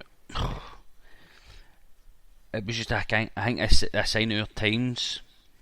When at the time we signed him, when we just revelled in fucking mediocrity at times, and he epitomised that for me. And I don't even know if there's anything about the guy that is hateful, but just at that time in my life, and I was a young guy, everything about I just fucking hated the cunt, man. And I don't think he'd done anything wrong other than be shite, and I don't think he had any other things going against him other than that. I just couldn't take to this guy. And there's certain players that through your time where you feel that about them, you just can't take to them regardless. And he never done anything remarkable in a Celtic jersey, but for me, David Hanna was fucking guff. I thought you were going to say Willow Flood, mate. That whole biography was Willow Flood. David Hanna for me, utter fucking muck. He was balls, wasn't he? He was the epitome of indifference. Yeah, he was what Dundee United, wasn't it? Dundee United, he was. And he was a Dundee United player every day of the week. That's just what he was. Yeah. Mick, have you got MD? I mean, I was going to say one that was kind of almost an obvious one, and I'm going to hang on. Do you know one that's kind of a wee bit like, I don't know why it is, but because it wasn't terrible either, but it's just a bit of disappointment for me when he came to the club, and it frustrated the life out of me. Reggie Blinker. Could never want him. Reggie Stinker. Do you know what? When I was a bouncer in the tunnel, Reggie Blinker was out his face and neckies. And I mean out his fucking face. And I remember trying to say to him, come on, move on. And he had a whole load of people, and they put him into some sort of SUV. I can't remember if it was a Honda CR-V or some type of Range Rover at the time. But the guy was out. It's a story I've retold about 20 million times. Out his fucking nut. But was there not a mad fucking... When we signed him, was there no like a mad transfer tussle at the time because he was like registered to somebody else had tried to sign him, but he'd pulled out at the last minute to sign for Celtic or something. Can't mind. I thought we just signed him for Sheffield Wednesday. Or was it with Sheffield Wednesday? I was quite excited about him coming. He was a heartless fucking bastard and all that cunt, man. Yep, another fucking. But the thing is, it was part of the season that stopped 10, wasn't it? Aye, but but played a fucking bit part, eh? Aye. But I suppose if you're part of the squad, well, you know what I mean. There's players we don't like in that squad, like Burley, but because they're part of that squad, it's hard to have a go. Yeah. So JP, your fourth member, please. Loved him as a player. I'm glad he got sacked from Sky, because all he ever did was fucking take the soup. You fucking scumbag English Scottish cunt. Chris fucking soup taking Collins, you fucking prick. Just fuck off and die. There's a die chat, brilliant. And then I'll shag your wife. Well, Lisa, she's certainly proved herself to be merrier Tim than that cunt anyway over the years. Once he's just one day another pundit now who just wants to stick the boot in or talk shite just to preserve his status in the media. So I don't like him either. He's a wank, and it changed for me with him with the shit with Dyler, and when Dyler took him off and he thought he was a fucking hot shot when he took him off and gave him dogs abuse, gave John Collins dogs abuse. Nah, you're a fat mess, mate. Honestly, imagine Chris Commons giving fucking someone like John Collins dogs abuse. That's like fucking Ron Jeremy telling me I'm shit at sex when I am the fucking god. So my fourth member, another player, by the way, a very talented player, but another cunt. He flopped here, and he just gives that impression of just being a wee fucking weasel. And we've seen it a couple of times at Celtic when he was here, and there's a couple of good videos suffering about the YouTube to watching him getting his head booted clean off, and mine's is Ayo Berkovic. I was going to say him. Couldn't stand that wee bastard, man. And it was the one. What a shout. I think it was the one at Ibrox when they scored, and he was getting the Celtic fans telling them to go and fuck themselves, basically. You know what I mean? And he was my next one. He scored 2 that game when we lost 4-2, and I think Amato scored a few for them. One of the reasons I hated him as well, that was the season, and I don't know if you remember this, JP or Mikey.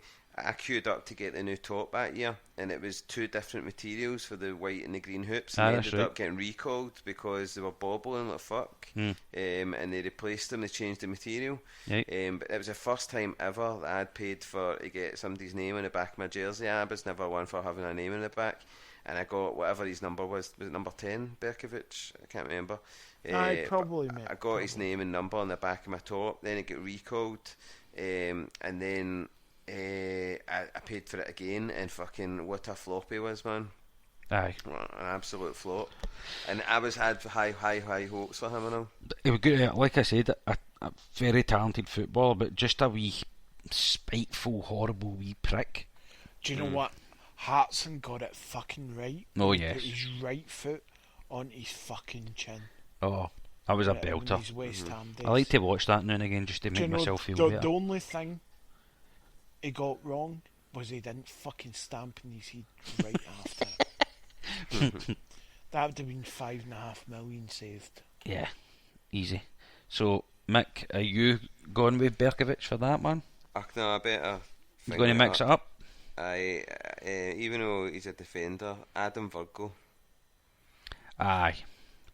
Dreadful. Although never done much wrong in terms of just being him, he was a decent enough big guy.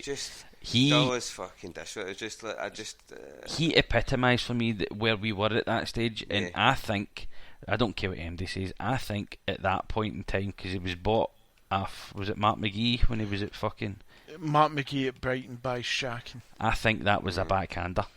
But nah, do you know what?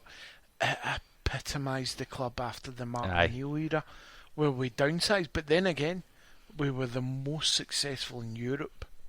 We'd been under Strachan, 2 Champions League last 16s.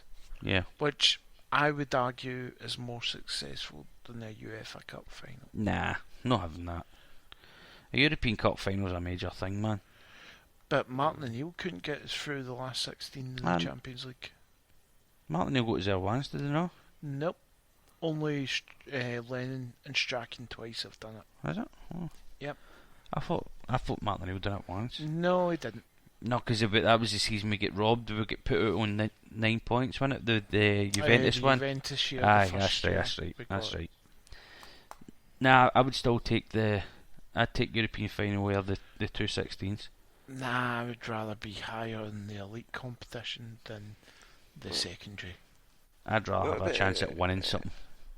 Is that a 5, by the way? Because I was going to throw a name in there. No, 4. We're on our last. Another one. So JP's throw in a couple on. JP's on his last. Yeah. Well, we talked before this, Mikey, and I won't go for the one I would love to go for, but because he was a disappointment and the way he spoke about Celtic since, and the only good thing he did was get transferred from us and we get Tom Boyd in exchange, is Tony fucking Cascarino.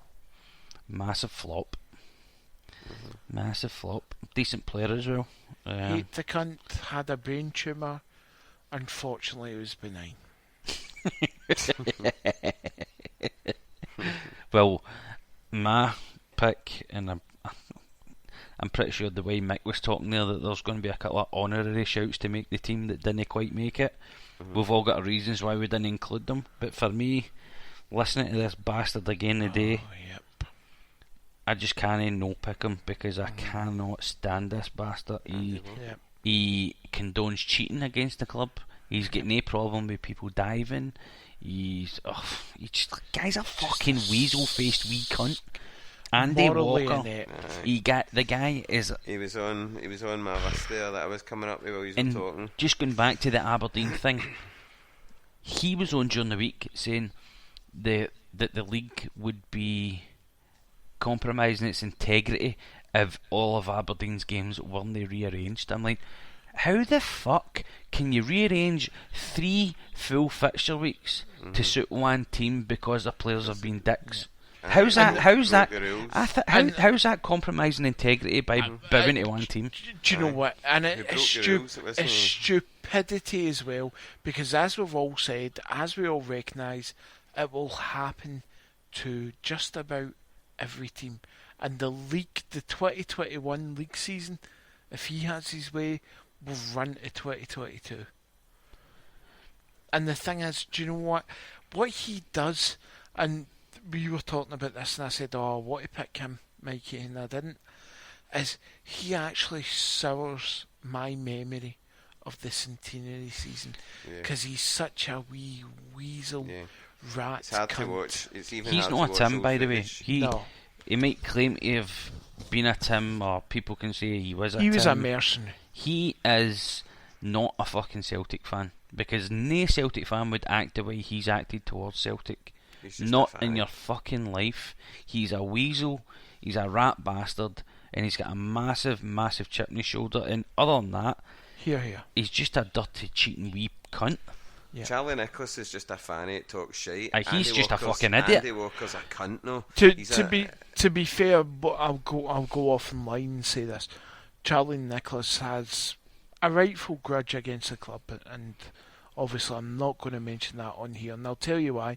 Not that I like Charlie Nicholas, I think he's a cunt, but he does have a rightful grudge. Andy Walker doesn't.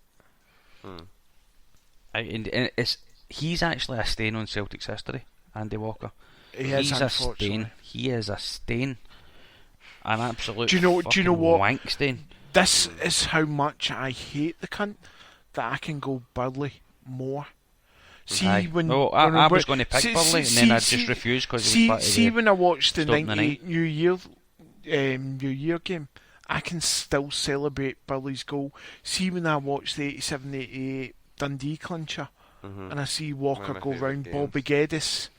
I only celebrate the Chris Morris goal, the first one. But see when he goes round, I'm like, you know, he's Aye. actually tarnished. Yeah, he's just dying for somebody in the crowd to spit at him. Yeah. It's not even. It's how he's managed to keep a job with Sky as well, because it's not He's like rubbish. he's good. Like No, he he's mixes it totally up rubbish. against the Huns and annoys them. Everybody's in agreement that he's an absolute fucking whopper. Aye. Everybody hates him, so I don't get what he brings or how he's still there. He's no insightful. He's got no like superior knowledge. He condones cheating. I mean, what the fuck is that, man? So, Mick, who you offering up? Craig Beattie. Oh, shout. Yes. Orange I thought, cunt. Orange. He goes to my fucking gym, that wee prick. Cunty Well, big prick. shit. He goes to my gym and he talks about like as if somebody asked me, "Are you Craig Beattie?" You know what I mean? Like fucking Craig fucking Beattie. Fuck off. Can I just say, Orange to be bastard. fair, when you call him a big prick, He's bigger than me. Tiny Tim would be a big prick to you, mate. I'm a generous 5'9", but he's taller than me. He's a big boy. 7 inches. He's a big boy.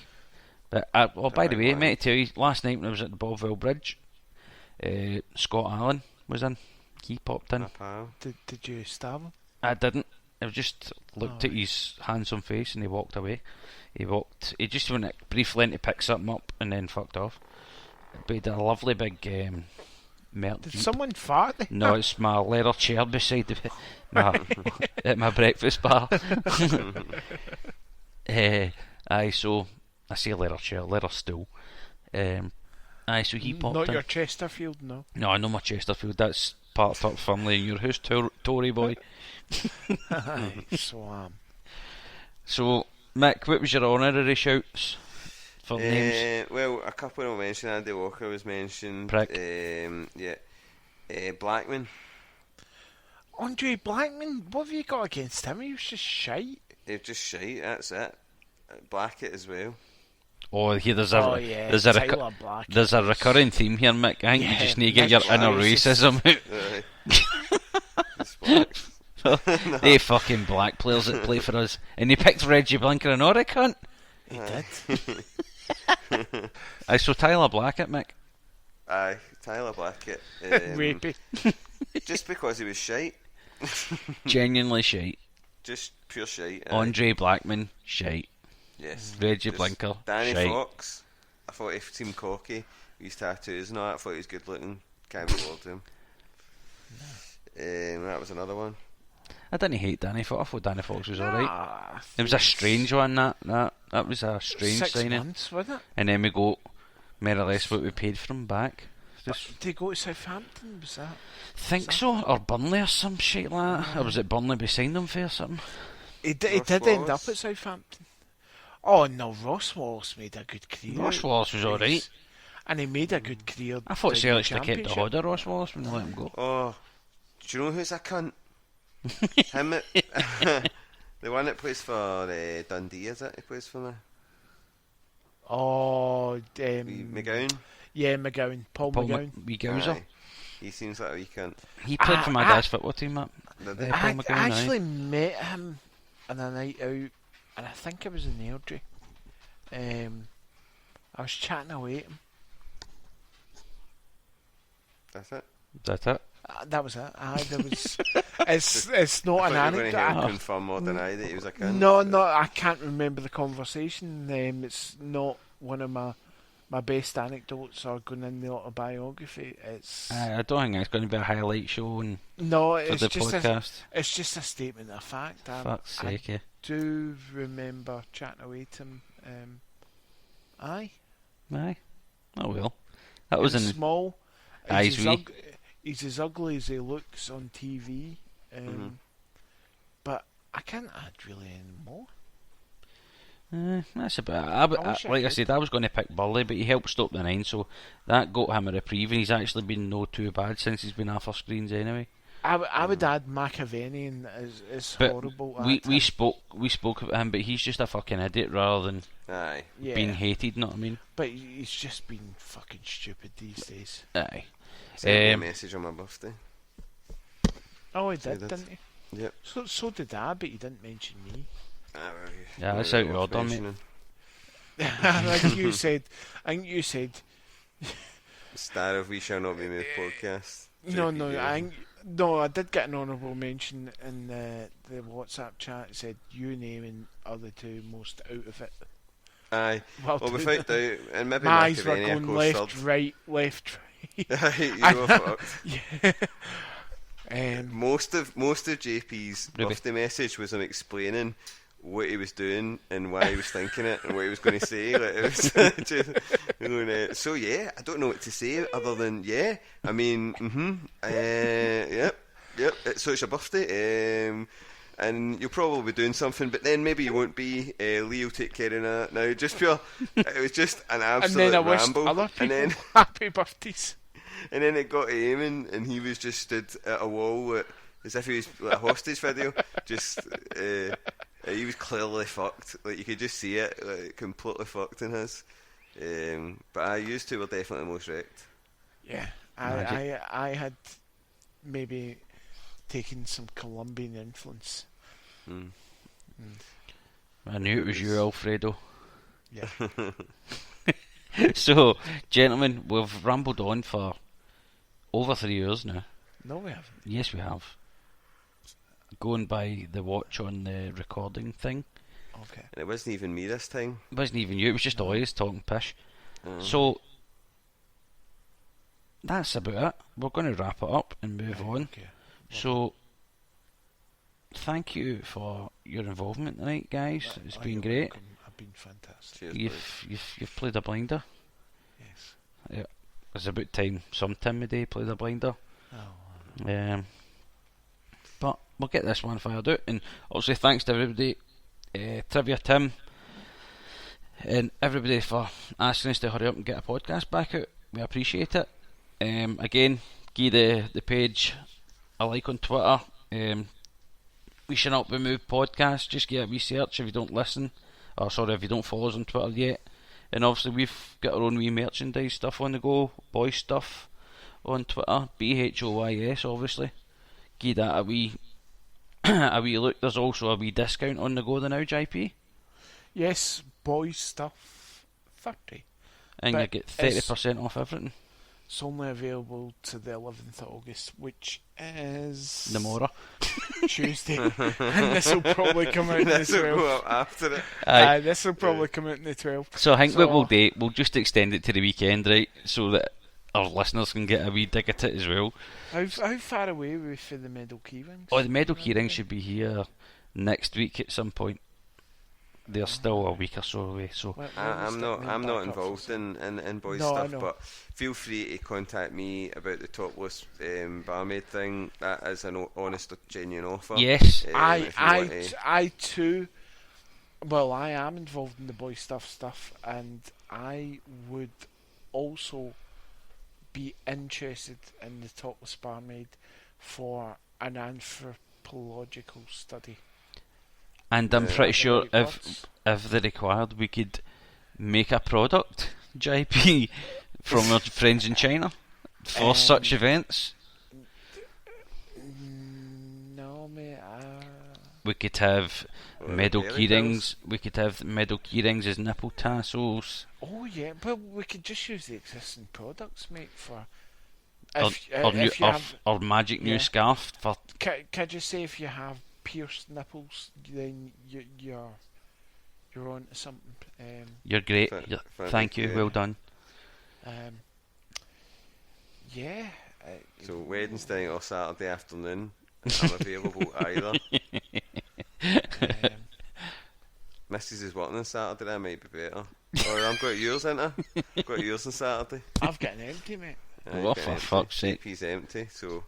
Well, I had an empty like a week last weekend, and I said, "Jeez, I had an empty," and like that was the first empty that I had in a while, so I wanted to preserve it for myself. Quite right, but son. This empty, fuck it. We said we'd fucking do the season passes between us, so Yeah. let's just fucking get it done. Do mine first, and then we'll do the rest. Hopefully a better result in the day and onwards and upwards. Yes. So we'll get our scores in for Wednesday on the chat, guys, and we'll leave it at there. So thanks to everybody for listening. Like we said, give the podcast page a shout out on Twitter, get a follow, and the merchandising page, Boy Stuff. Go and get that a wee look and get us a discount. We've got scarves, pin badges and stuff in, coasters and stuff in stock now. And sports socks. 2 for £1. 2 for a £1. So, gentlemen, it's a hail for me. Hail, boys. It's a do fucking better next time, man, honestly. None of this piss jaws. Just to be different, eh? Just to be different. No, but obviously Scott Brown listens to this, so... Oh, and we may as well tell, we were going to retire the night because we got a wee like on Twitter for Musa Dembele, so thanks for that, Musa, but rather than a wee like, why just come back? Aye. Stop fanning about. You're fucking on the bench as they signed that prick. That's went quiet with him. I thought we might get some Musa money this summer, but it's kind of went a bit quiet, isn't it? Well, we'll see what happens. But gentlemen, good night to yourselves, enjoy, and we'll get the music involved. Hail, hail.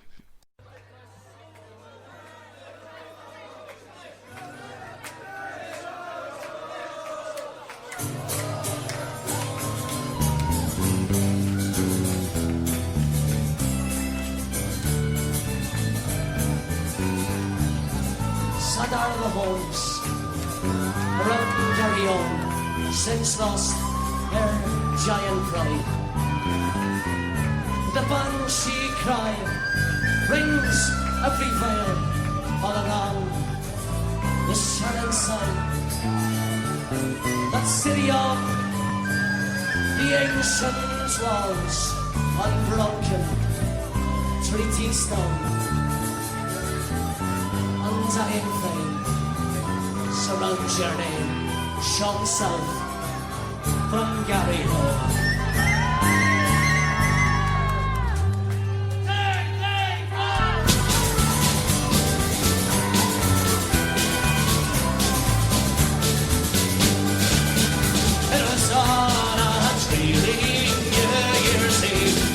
Shades of night came down. A lonely load of volunteers approached a border town. There were men from Dublin and from Cork, Fermanagh and Tyrone. But the leader was a Limerick man, shot south from Garryowen. And as they moved along the streets up to a bar and store, they scorned the danger they might meet for the fate that lay in store. They were fighting for old Ireland's cause to claim the burial, and the foremost of that gallant band was south of Garryowen.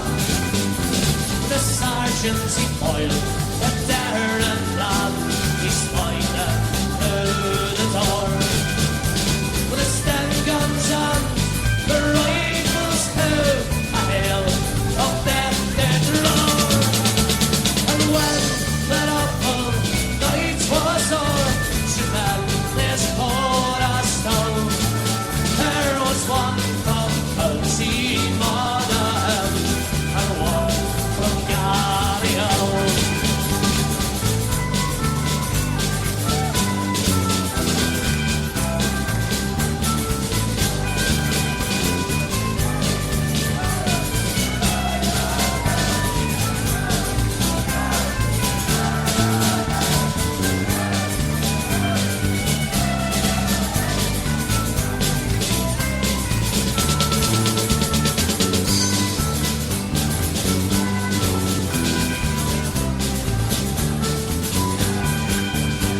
The more he will hear the seagull cry of the Mirren Shannon tide.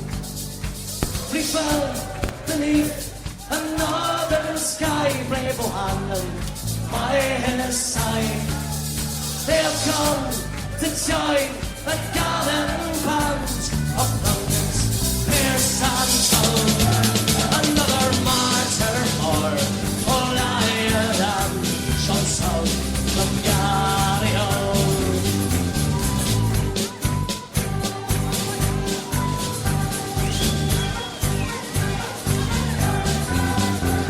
To be so dedicated to 10 brave men, give their lives in hunger strike 1981.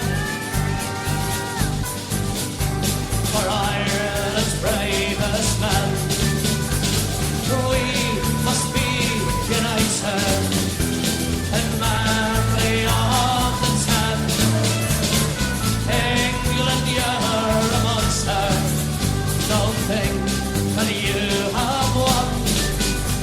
We'll never be defeated while Ireland has such sons.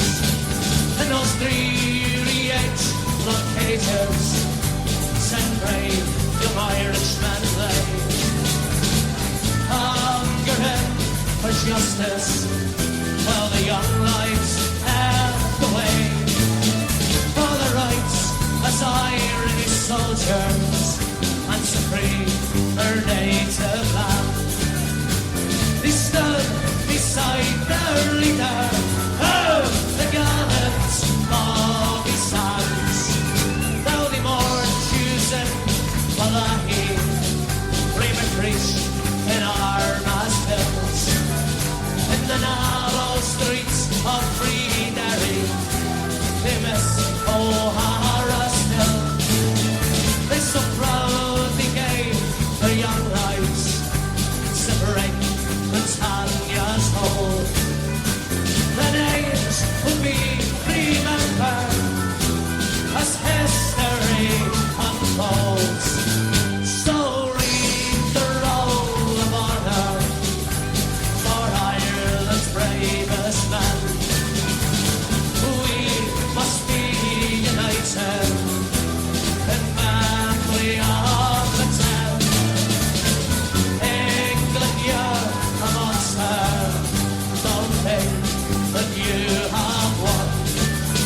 We will never be defeated while Ireland has such songs.